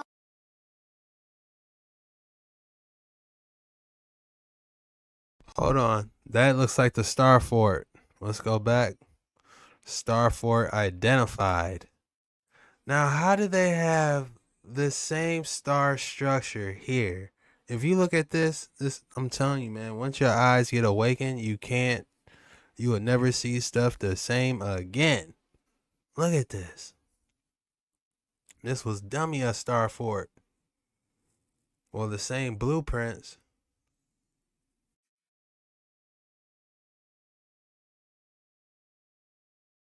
Exotic map of America before the 1800s, reset explanation by Asir the Duke of Tears.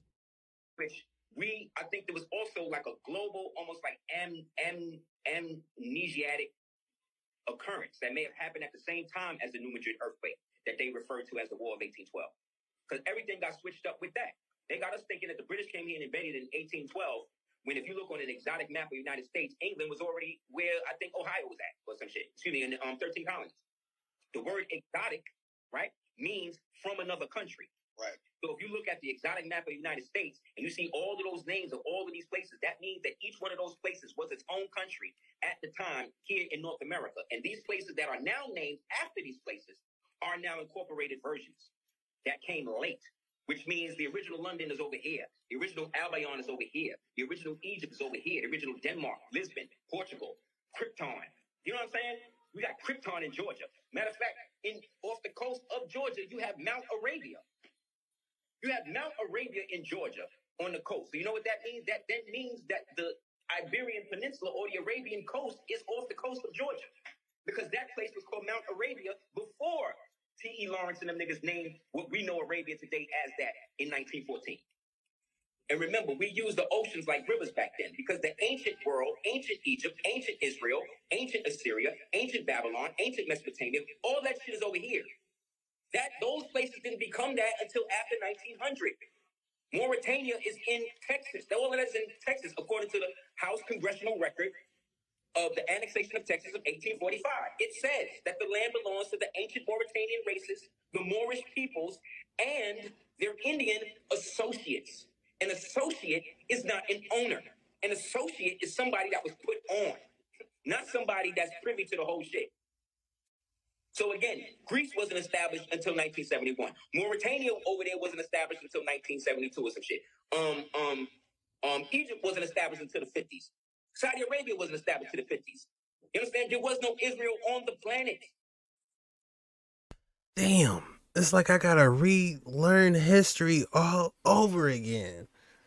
Because we listening to his story. If you ask me about history on social studies, all they showed me was the Mayflower. What year did the Boston Tea Party happen? Oh man, all that stuff was irrelevant, man. They need to teach us the truth. What's really going on? Your guys' thoughts below. Does any of this have any validity? Let me know your thoughts below. Am I tripping? You know what I'm saying? It seems like we've been lied to about everything. And they created all these new cities on the southeast, Saudi Arabia.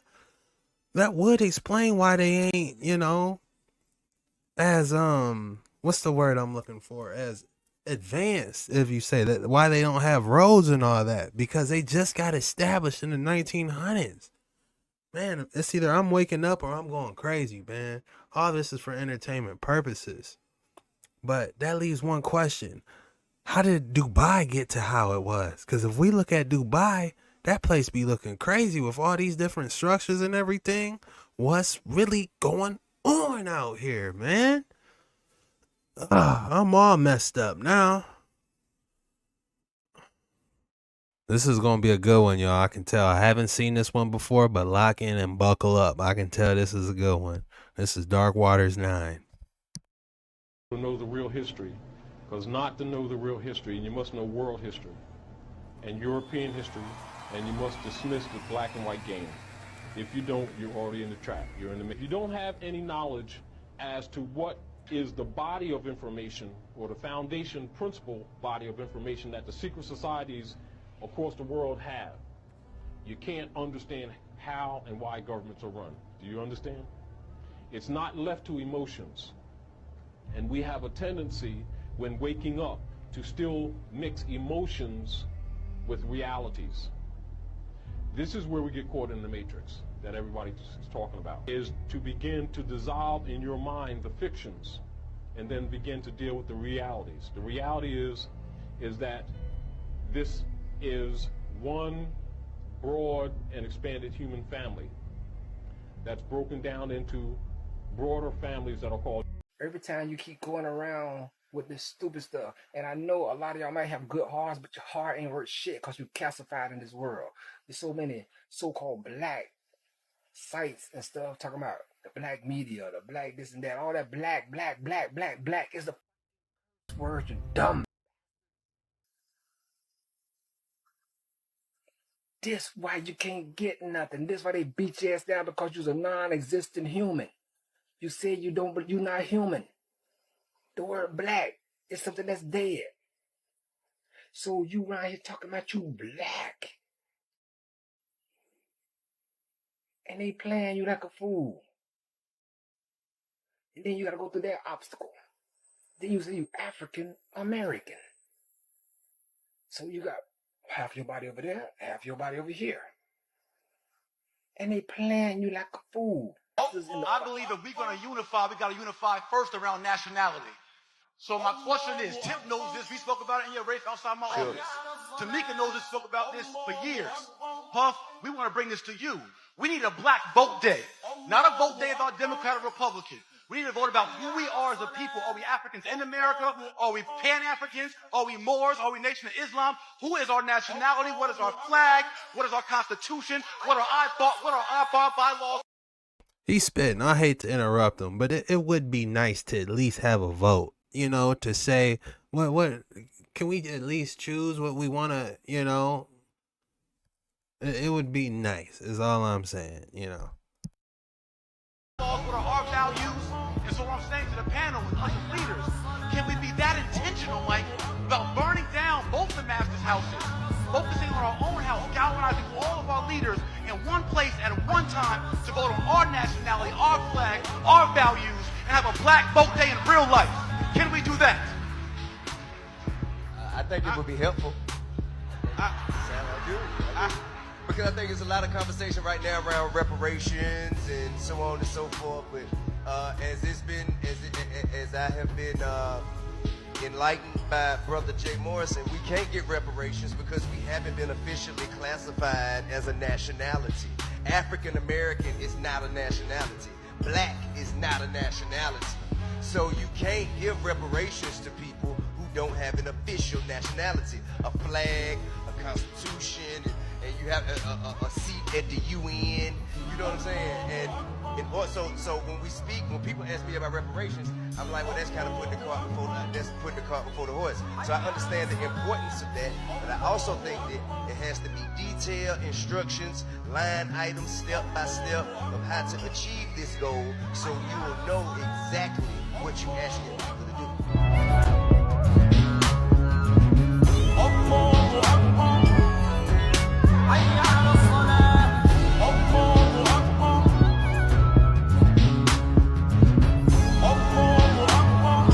I like that beat.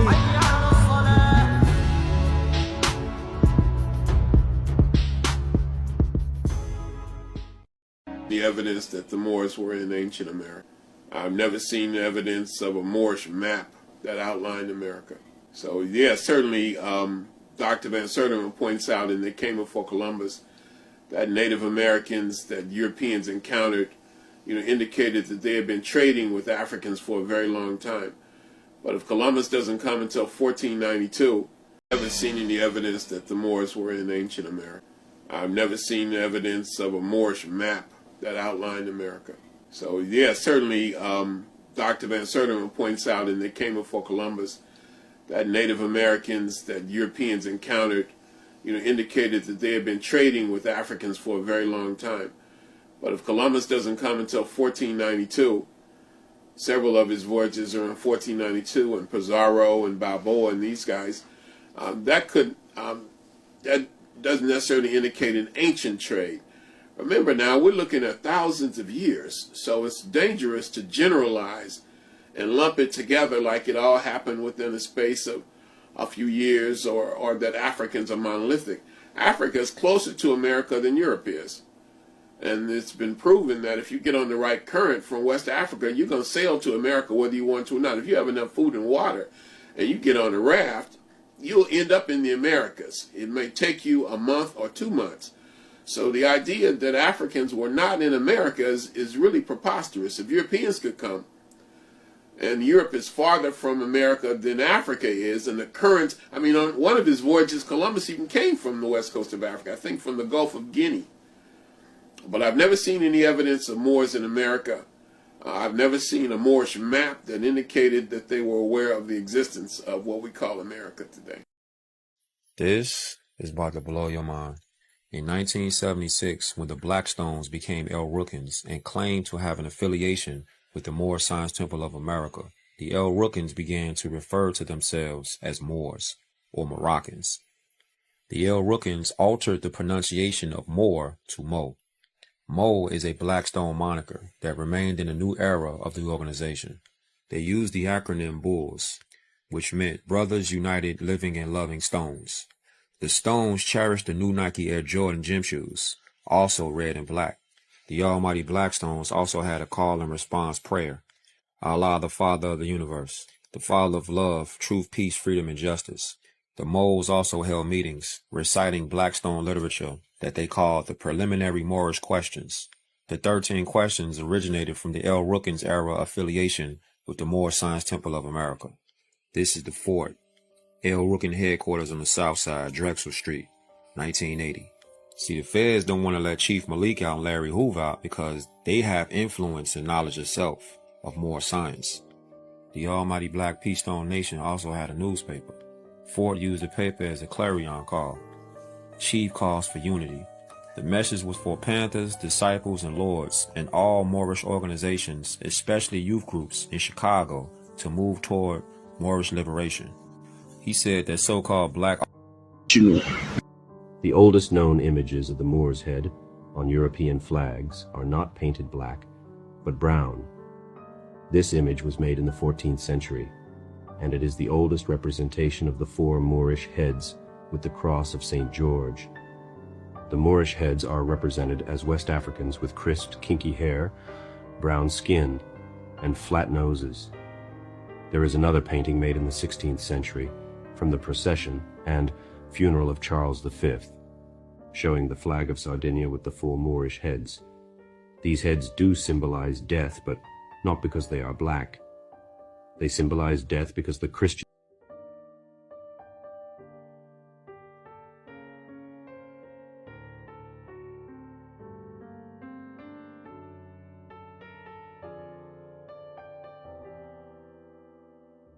وش هذا البلاد اللي راكم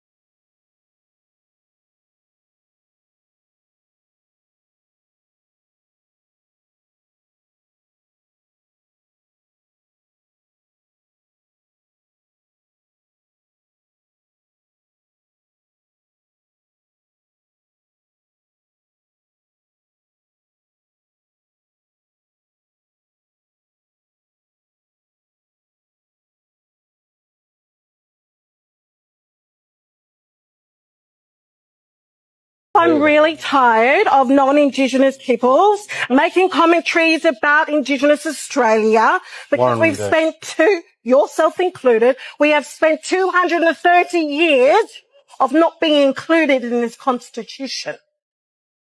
We share sovereignty with the Crown. The Queen still owns some of our traditional lands. We're still begging to protect sacred sites that are over 80,000 years old. From mining companies, from gas companies. We want to be the author of our own destinies. We want to be the voice because we are tired of non-Indigenous Australia thinking they know what is good for us and thinking that they can be the voice for Aboriginal Australia. So they should all learn to keep their mouth shut and start engaging Aboriginal Australia into the conversation. Hey, I'm not really sure what she was yelling about, but I'm with her, man. I'm with her. Whatever she was saying, I'm backing it.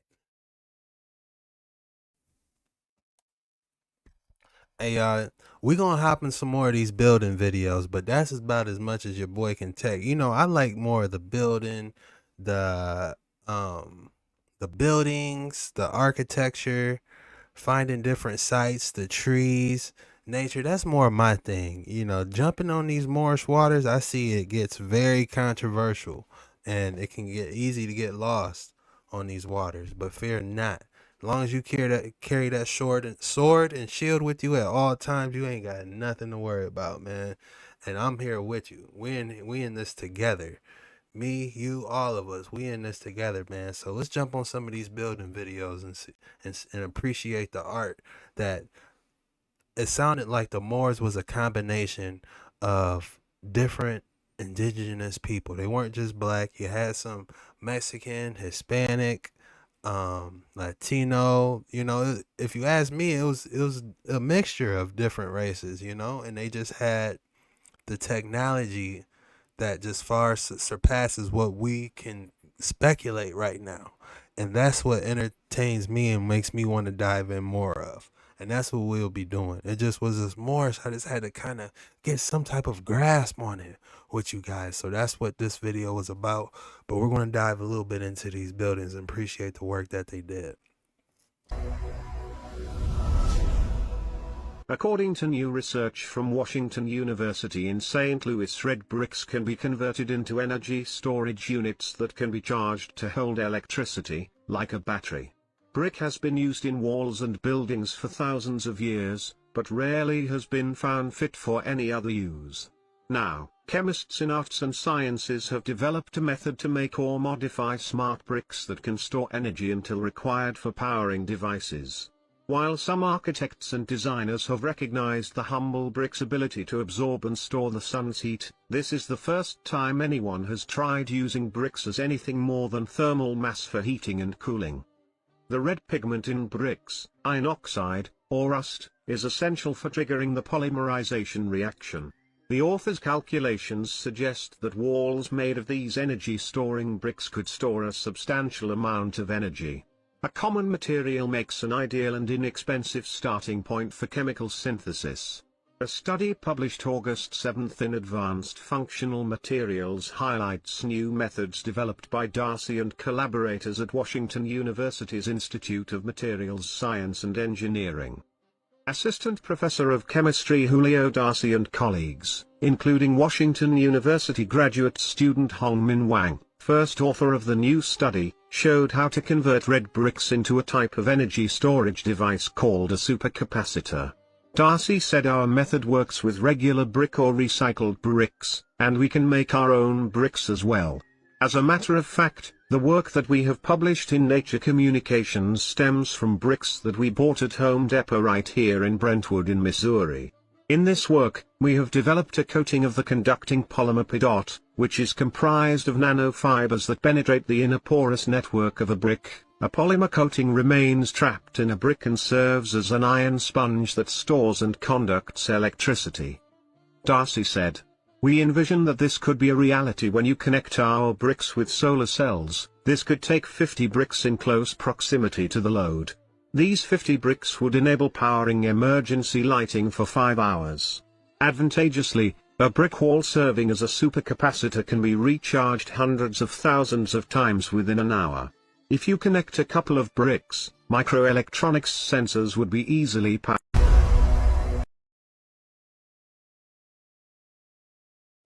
So they're telling us red bricks can be a superconductor for electricity. So all these ancient Tartarian buildings, they were superconductors as well. So y'all know about Tartaria, right? Did you know that they literally caught a building on film getting energy from the ether? That's what these buildings were for.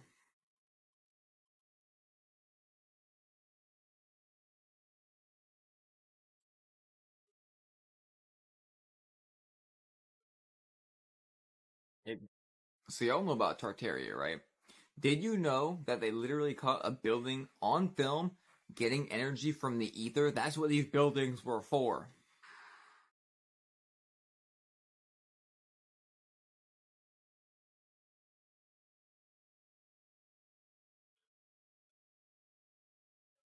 Exactly why all the old world buildings went to point so high up. Think about churches too.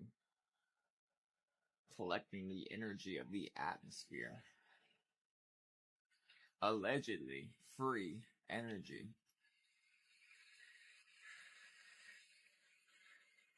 And it said that these buildings had somewhat of batteries inside of them because they collected the charge and added to the battery, which they no longer have in them anymore. They've been taken out sometime in the past history. And allegedly, all the people who end up learning how to use the ether to make this energy, which is free to supply energy to all things, these people end up just going missing. It's wild. And it's even wilder how nice it was in the 1800s. I mean, look at this. They tell us that they set this stuff up and then just destroyed it right after. They made it in 2 months. But it seems far more logical that they found it the way it was. So what happened to the people that were inhabiting these areas using this ether energy? And it was said that they lived peaceably with the giants back in those days, allegedly. Of course, we have no way of knowing, but the things left behind sure seem that way. Like these giant doors. Why so big? Makes sense, right? Genesis 6, there were giants in the earth in those days, pre-flood, and then after that. So say there was this civilization, this great Tartaria, who had giants living among men using energy from the sky. I mean, what all do they have? We know all the pictures, the skies are whited out for a reason. What all did they have? And what was the cataclysm that took them out? Because there was a cataclysm there, but we just don't know what it was. See,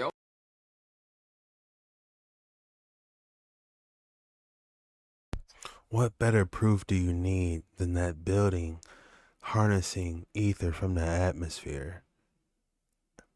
I wonder where that building is and how is it still standing? I wish I had more information on that building. Ether. Ether is a unique essence of life force energy that flows through the universe and most of existence. The source of quintessence, chi, aura, and mana. It is the mystical celestial element that is also known as the fifth element. Fire, water, earth, air, and ether. In Plato's Timaeus, speaking on the topic of air, Plato mentions that they are the most translucent kind, which is called by the name of ether. One claim is that the ether is the pure essence that the mythological gods lived and breathed in the same way humans did with air. Another claim is that the ether is a force used by God himself to create the universe. Another reference would be in the Hermeticist book, the Kybalion, that not only explains its nature, but the plane it comes from.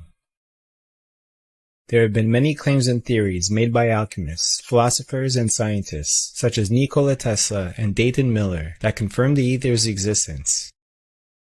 Ether is the medium for every electromagnetic wave, from radio waves to gamma rays.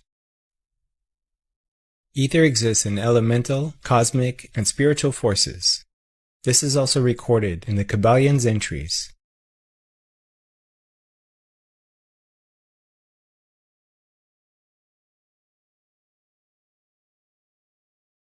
If Nikola Tesla is responsible for telephones, radio waves, communication, and he's telling us that there's ether, how come we haven't dived more into ether and this technology? You know, it seems like they just putting up these radio towers and want us to connect to these radio towers more than they want us to connect to the ether.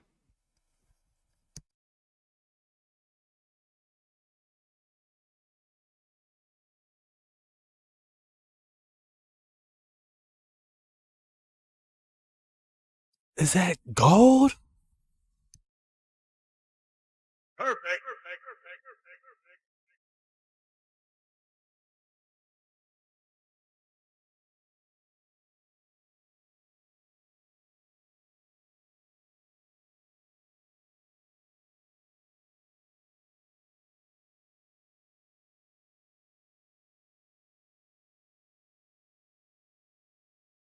Perfect.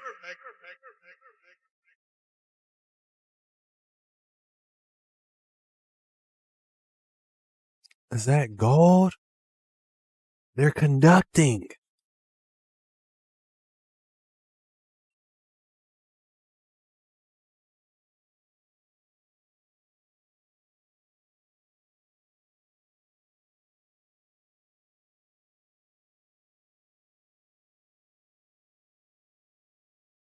What more proof do you need if you don't believe in the ether? It's up there harnessing free energy. Atmospheric generated free energy. This is in Asia. Asia's still doing it.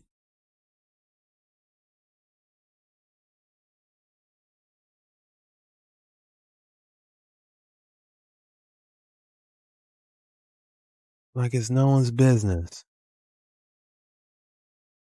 Wow.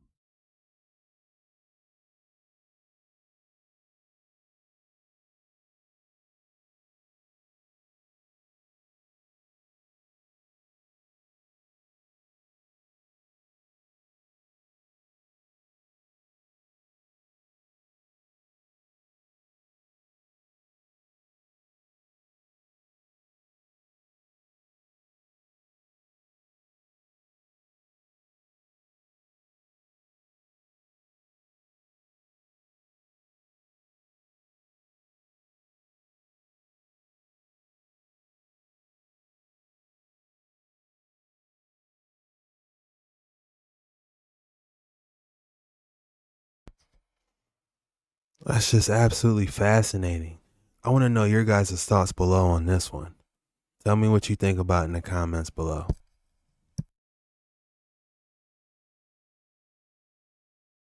It's not just forgotten undergrounds that are found underneath the roads. Just take a look at this recent roadway uncovery in Russia. Just a paved over metal road. That's right, at a time when metal was a premium, or so we are told. But what was it used for, you might ask? Well, let's take a look at something that the past had in abundance. Red brick buildings. That red brick found in all those mud-flooded buildings, they seemed to use in abundance back then.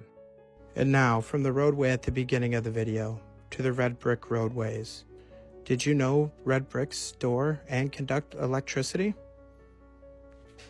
That's right, just ask the NPC's favorite source of knowledge and information. The red pigments in bricks can be converted into plastic that conducts electricity. What an amazing breakthrough that they just recently discovered.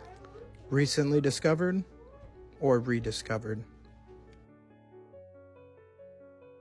Nothing is new under the sun. Just borrowed, repurposed technology from the old world.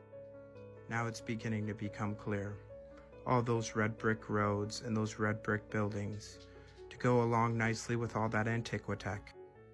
The truth has been hidden in plain sight all along.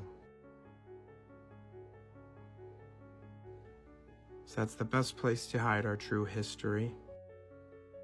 Remember, history is nothing more than a set of lies agreed upon. And it's a set of lies they agreed upon. Question everything, friends. Until next time.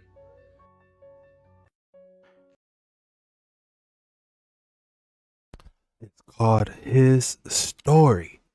They all got together and said, what is our story going to be? Because they can't know the truth. So it's his story. Our history is his story. We've been lied to about everything.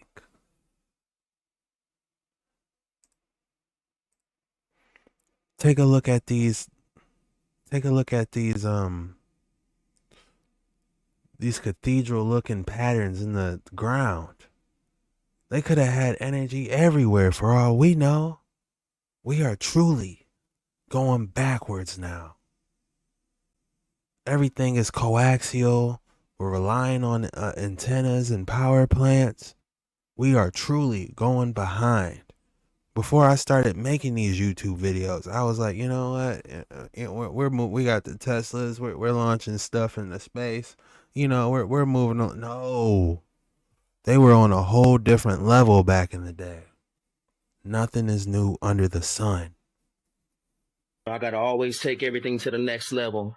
I had to install that portable charger to the staff, so that way I can charge it on the go. I got my lights, you feel me? All my lights. I got the magnetite dust with the mercury inside, infused inside of here. I got the magnetic gyro here. I put the links on here, so because I'm about to put a strap on this, I can strap it on my back. You feel me? You know what I'm saying? Then I got I put the thick braided copper wire right here. I'm gonna put it through a 3-inch solid copper ball. So that way I ain't got to stick the staff in the ground. I can just throw the ball in the water and it's going to be up from there. You know what I'm saying? Of course, I got the generator, which powers the transformer. You know what I'm saying? Puts that electric current through at 144 hertz. And then I'm also going to add the tuning fork at 144 hertz. And, you know, I got to always take everything to the next level. I had to install that portable charger. You know, me looking at this staff kind of makes me think, man, if the angels that fell, they had all they had heavenly knowledge. The angels that fell, that were cast out of heaven, they had all the heavenly knowledge of technology, all that. Do you think they came down here and was just horse and wagoning? No. They taught them how to probably conduct and do all these different things. And Does it say that Moses' staff was made out of wood? Did it say it was? Let's type that in. I wouldn't be surprised if he had something, that was generating. What was Moses' staff made out of according to the Bible?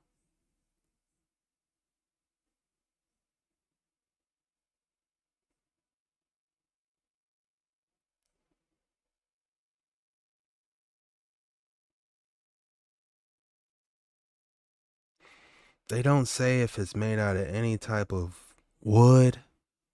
Or, of course, from just what I'm looking at, I can be diving in. Y'all correct me if I'm wrong.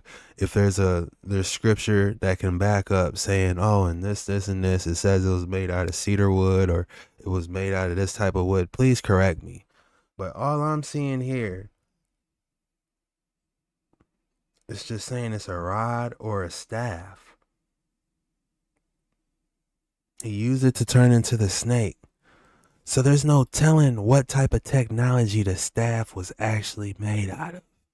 Just to make you think, man, because if we take this whole new paradigm that they had the best technology back in the day, he could have been generating with that staff. We don't know. I'm interested in your thoughts below with this new hypothesis. Let's keep going on these waters. Civilization depended on the industry of what we will call the living waters. Sound, vibration, and frequency was just as integral to the success of their technology as water was. This interconnected and interdependent energetic relationship is what makes the stars and all life itself possible in the first place. This is why so many of the structures contain huge bells and chiming clocks. The sound would influence the molecular structure of the water, which was then used for a variety of purposes. They were structural openings to manipulate sound waves, the vibrations and acoustics, so they could tune the electromagnetic energy in conjunction with the water in a variety of ways to achieve different results.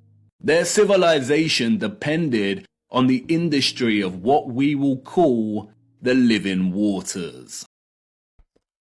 Man, one of my older teachers in my younger days always used to refer to the living waters. Now it's getting more clear to me what the living waters actually is. This is deep, man. This is real deep.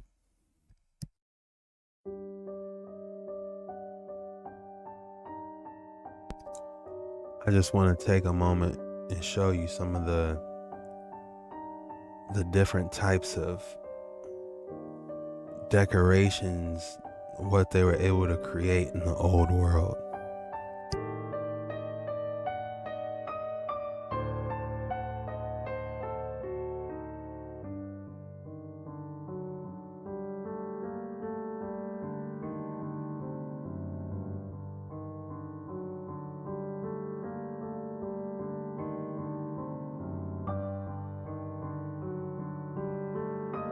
Who built this?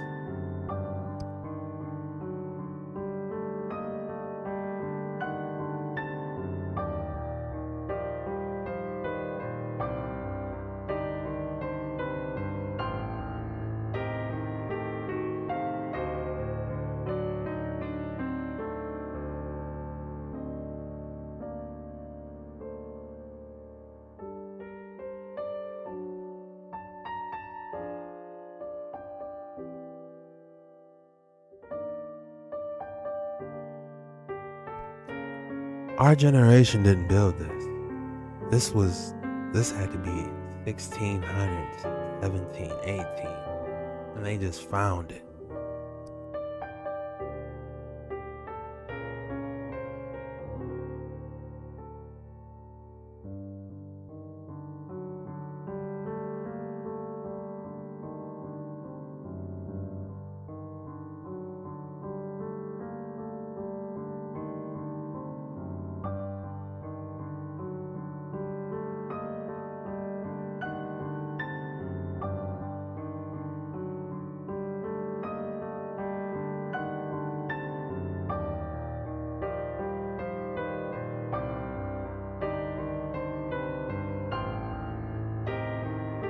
wouldn't be surprised if they found the furniture still in there.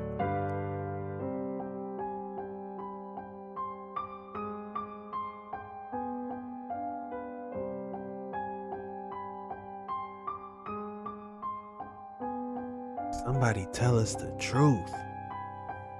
Who built this?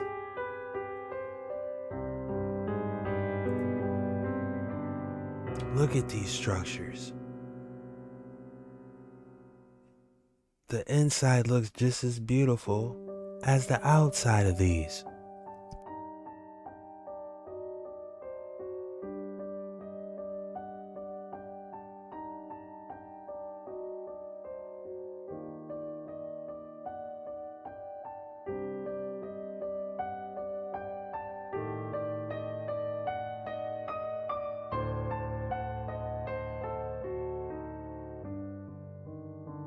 Look at the lion on top. Man, this stuff is priceless. Beautiful. The lion has a crown.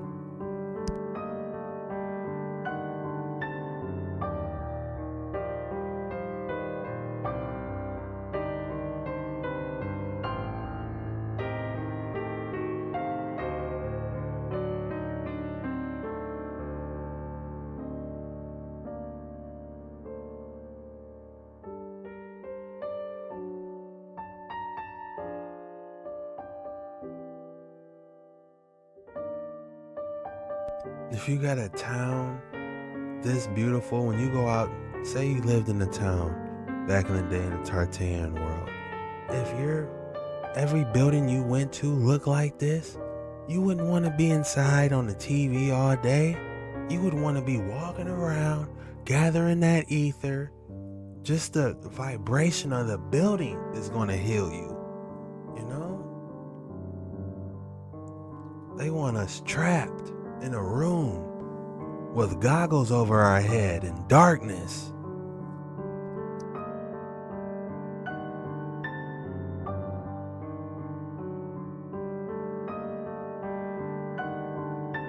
Why would we want goggles over our head in darkness when there's such a beautiful world out there like this? This isn't even nature.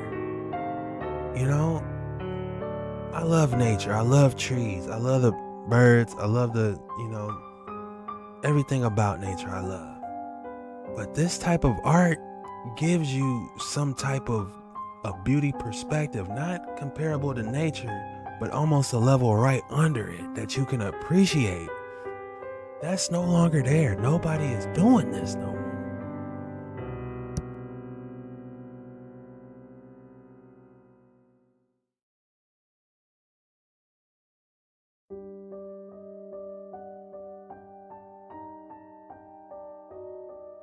You guys see that orb bouncing? Look at that. Y'all don't see that orb? Something's in there trying to tell him something. I know y'all see that, right? I'm not the only one. That's not dust.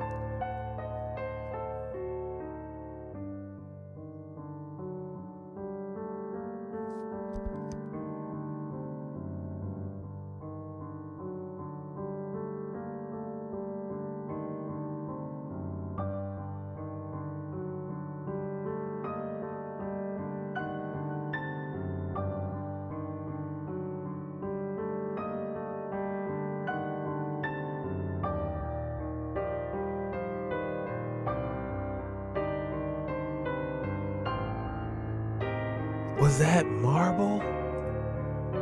Look, that's marble right there. Man, they did whatever they want, didn't they?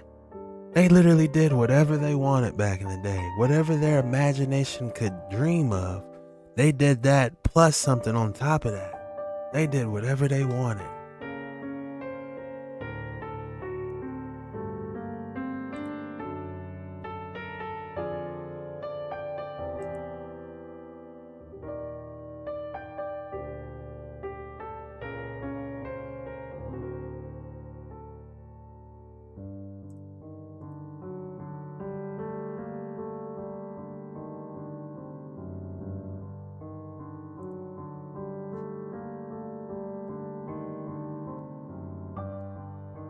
You know, it's like I don't know what to say.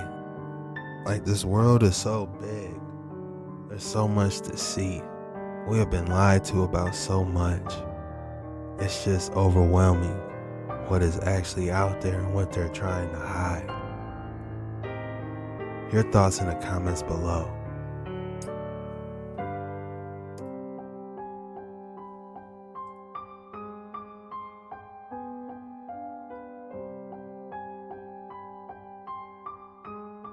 Power to the site. Water. You know, if you sleep over underground, power to the site. He's talking about unfired bricks. You know that the bricks that are fired at lower temperature have a higher dielectric. They breathe charge better. It's such an important thing to keep the life force. So here's another one of his maps of a district near Motol in the Czech Republic, and then he magnetically maps the significance of what he calls the geoshifts, which we would call the fault lines, the cracks, and the relationship to the underground water. You know, if you sleep over underground water, your aura goes with it. It ain't good. So if you understand where the water veins are under the building, then you know you put the water vein under the wall.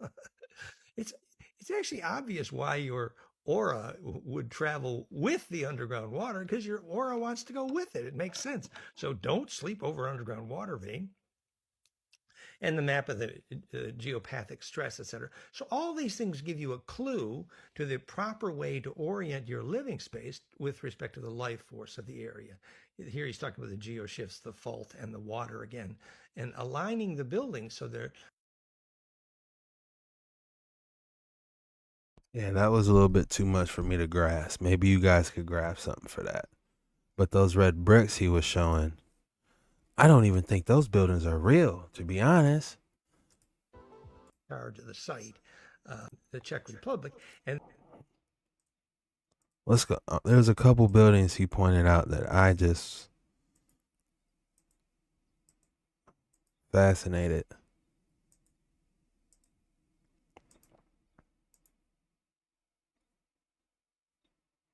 It just was one that's real.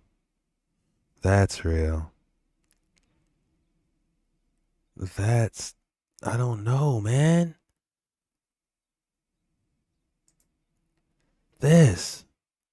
Where are these buildings? This was the one.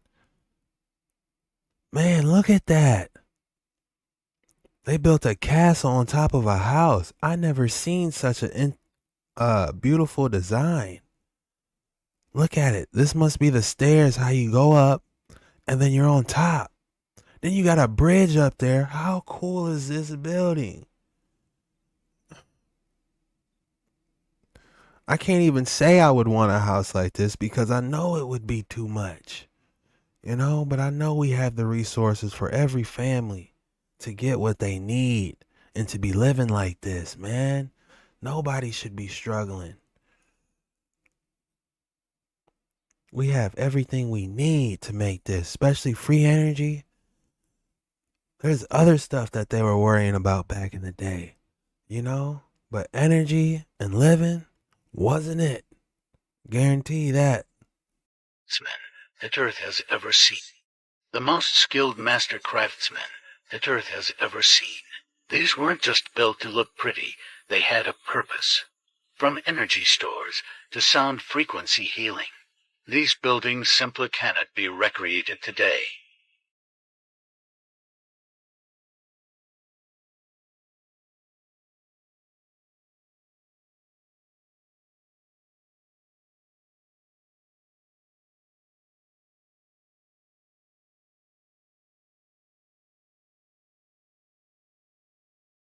Nobody can recreate these. Nobody.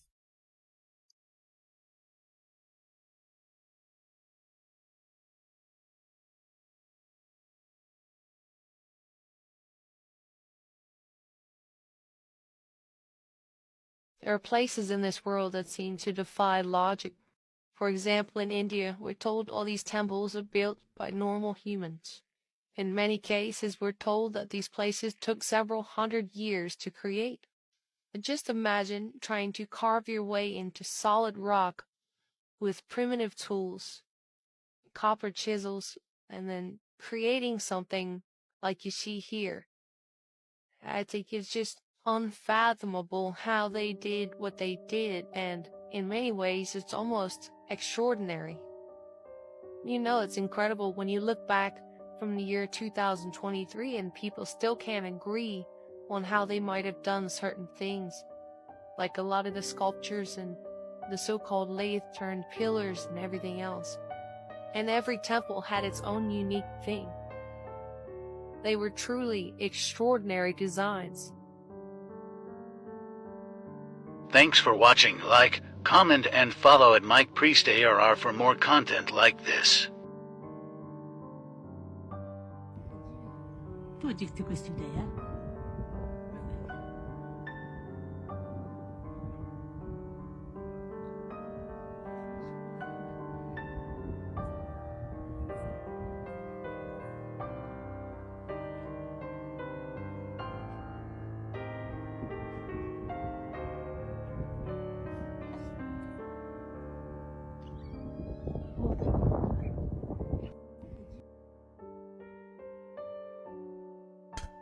You know, if they can make stuff back in the day that beautiful that I can't even fathom how they did it, heaven must be on a whole new level.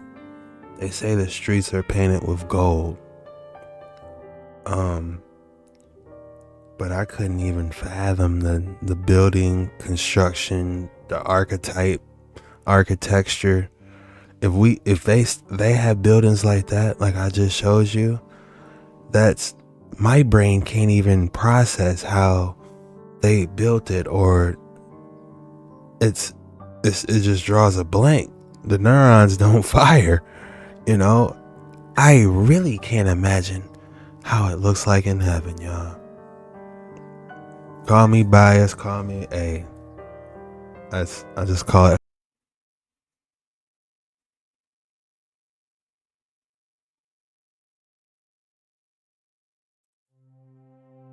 This video is... You know, a lot of people say the Moorish Tartarians, they're gone. They've been completely wiped out or whatever because of that Reconquistador. I forgot the name of the war. What was the name of the war? The Reconquisition or whatever. So they got wiped out. Well, that doesn't fit into my theory of them building airships and stacking all these buildings, because you got to ask yourself, how did all these ancient buildings get created in the first place that we see everywhere, that everyone's talking about now? Well, them boys was getting stacked by airships. And if they had the technology to stack these buildings and make this, don't you think a couple of them would have dipped out? There's no way you can get rid of them all. There's probably still some here in America right now. You want to know what I think? If you look at the moon map, you will see that there's more land, more than these 7 countries that we had. And they got up and dipped to new land. They're still out there. They just left us behind. If you're watching this video right now, we were left behind. We are inside. We are in, Earth Pond 1. There could be Earth Pond 5, 7, and 8 out there. We just in the center, the Earth Pond 1, where it all went down by the looks of it, and they just waiting on the king to come back, like me, which could be any day. It could be tomorrow when the king come back, rips a hole, rips a giant slash through our sky. You look up, you see a giant slash that just goes as long as the eye can see. Heaven's opened up and he comes down. Then everybody on the same accord. Then there ain't no, we guys, we goddesses. Everyone, when that day happens, everyone will be on the same level. And the 144,000, however many of them, will sing a new song. I'm going to be real with you. I might not be one of them. I'm doing my best to be one, but I might not be one. At least let me be in the vicinity where I can hear it. At least let me hear the new song. You know what I'm saying? I'm trying, But it's not guaranteed for nobody, man. All you can do is your best. Repent, I'm just being real with y'all, man. Get that hate up out you. For entertainment purposes only, man. This whole video is for entertainment purposes. Don't come for me. Educational purposes only. Please share your opinions and thoughts in the comments. If this is land beyond the ice walls, this is where the Moors went, y'all. They still here. They just ain't where we think. They just ain't in these 7 continents. They beyond. Chilling.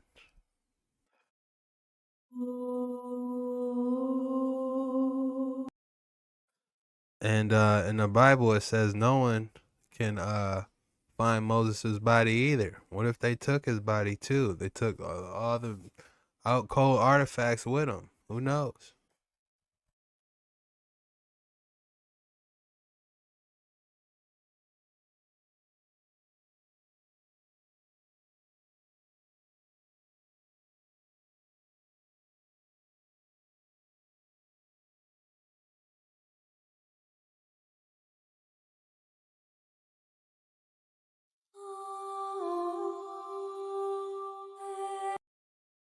Man, this is interesting.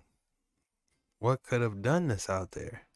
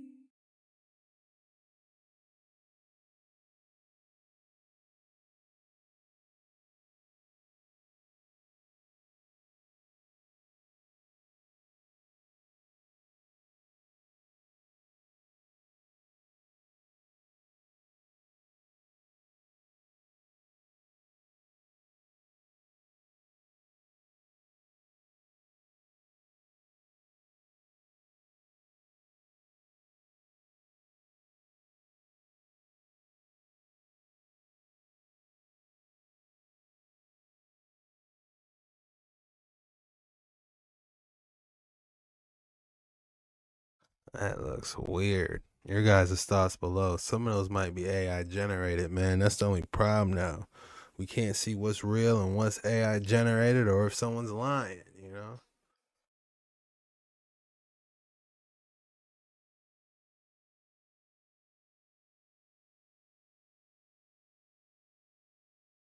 Now this don't make no sense. We can't even create these type of statues today. So let me ask you, what type of equipment was they using in the 1500s that could create statues like these? Oh my days. Just look at the detail in the arms. It was like somebody was petrified and turned into stone. I do wonder what technique they was using that they was able to make solid stone appear see-through. It's absolutely fascinating. Certain techniques and methods have definitely been lost over time. Because look at that. Absolutely brilliant. To think that this was done at a time when there was no electricity or no power tools is absolutely astonishing. I've done some further research into this, and apparently they was using artificial stone and artificial marble. However they did it, we sure don't build them like that anymore. Artificial stone. Artificial marble. How? That's what he just said, right? Artificial stone, artificial marble. How? That would explain why it was so light for him to carry with the airships. That matches up to my hypothesis, y'all. More information in the comments. Please, if you got any more information on that.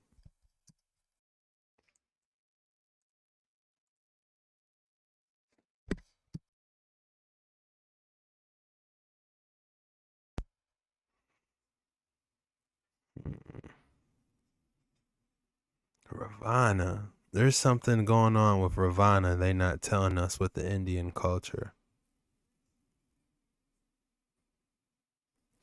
Because the Indians, they have amazing structures, just like the Tartarian buildings, but they have like more detail, if you ask me. They not telling us everything about them, but that's for another video, y'all.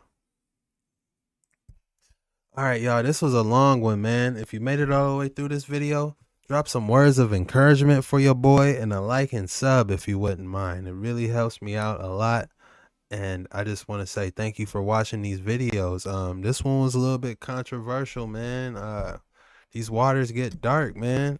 But you know, your boy is always going to reach towards the light no matter what. I'm always going to have that sword and shield on me, and I'm always going to reach towards the light. I'm not going to be spitting that, oh, we all guys and goddesses.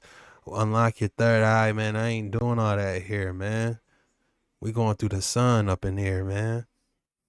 I'm going to keep it real with y'all. We all waiting on his return. You know, all this ancient tech, all this powerful stuff, this was given to him by the fallen angels. This was written about thousands of years ago. You know what I'm saying? So that's just where I stand on. That's just my stance on all this stuff, personal stance. And I just wish you guys nothing but the best. And I thank y'all for joining me on these waters, man. And as always, y'all be safe and have a blessed day. Peace.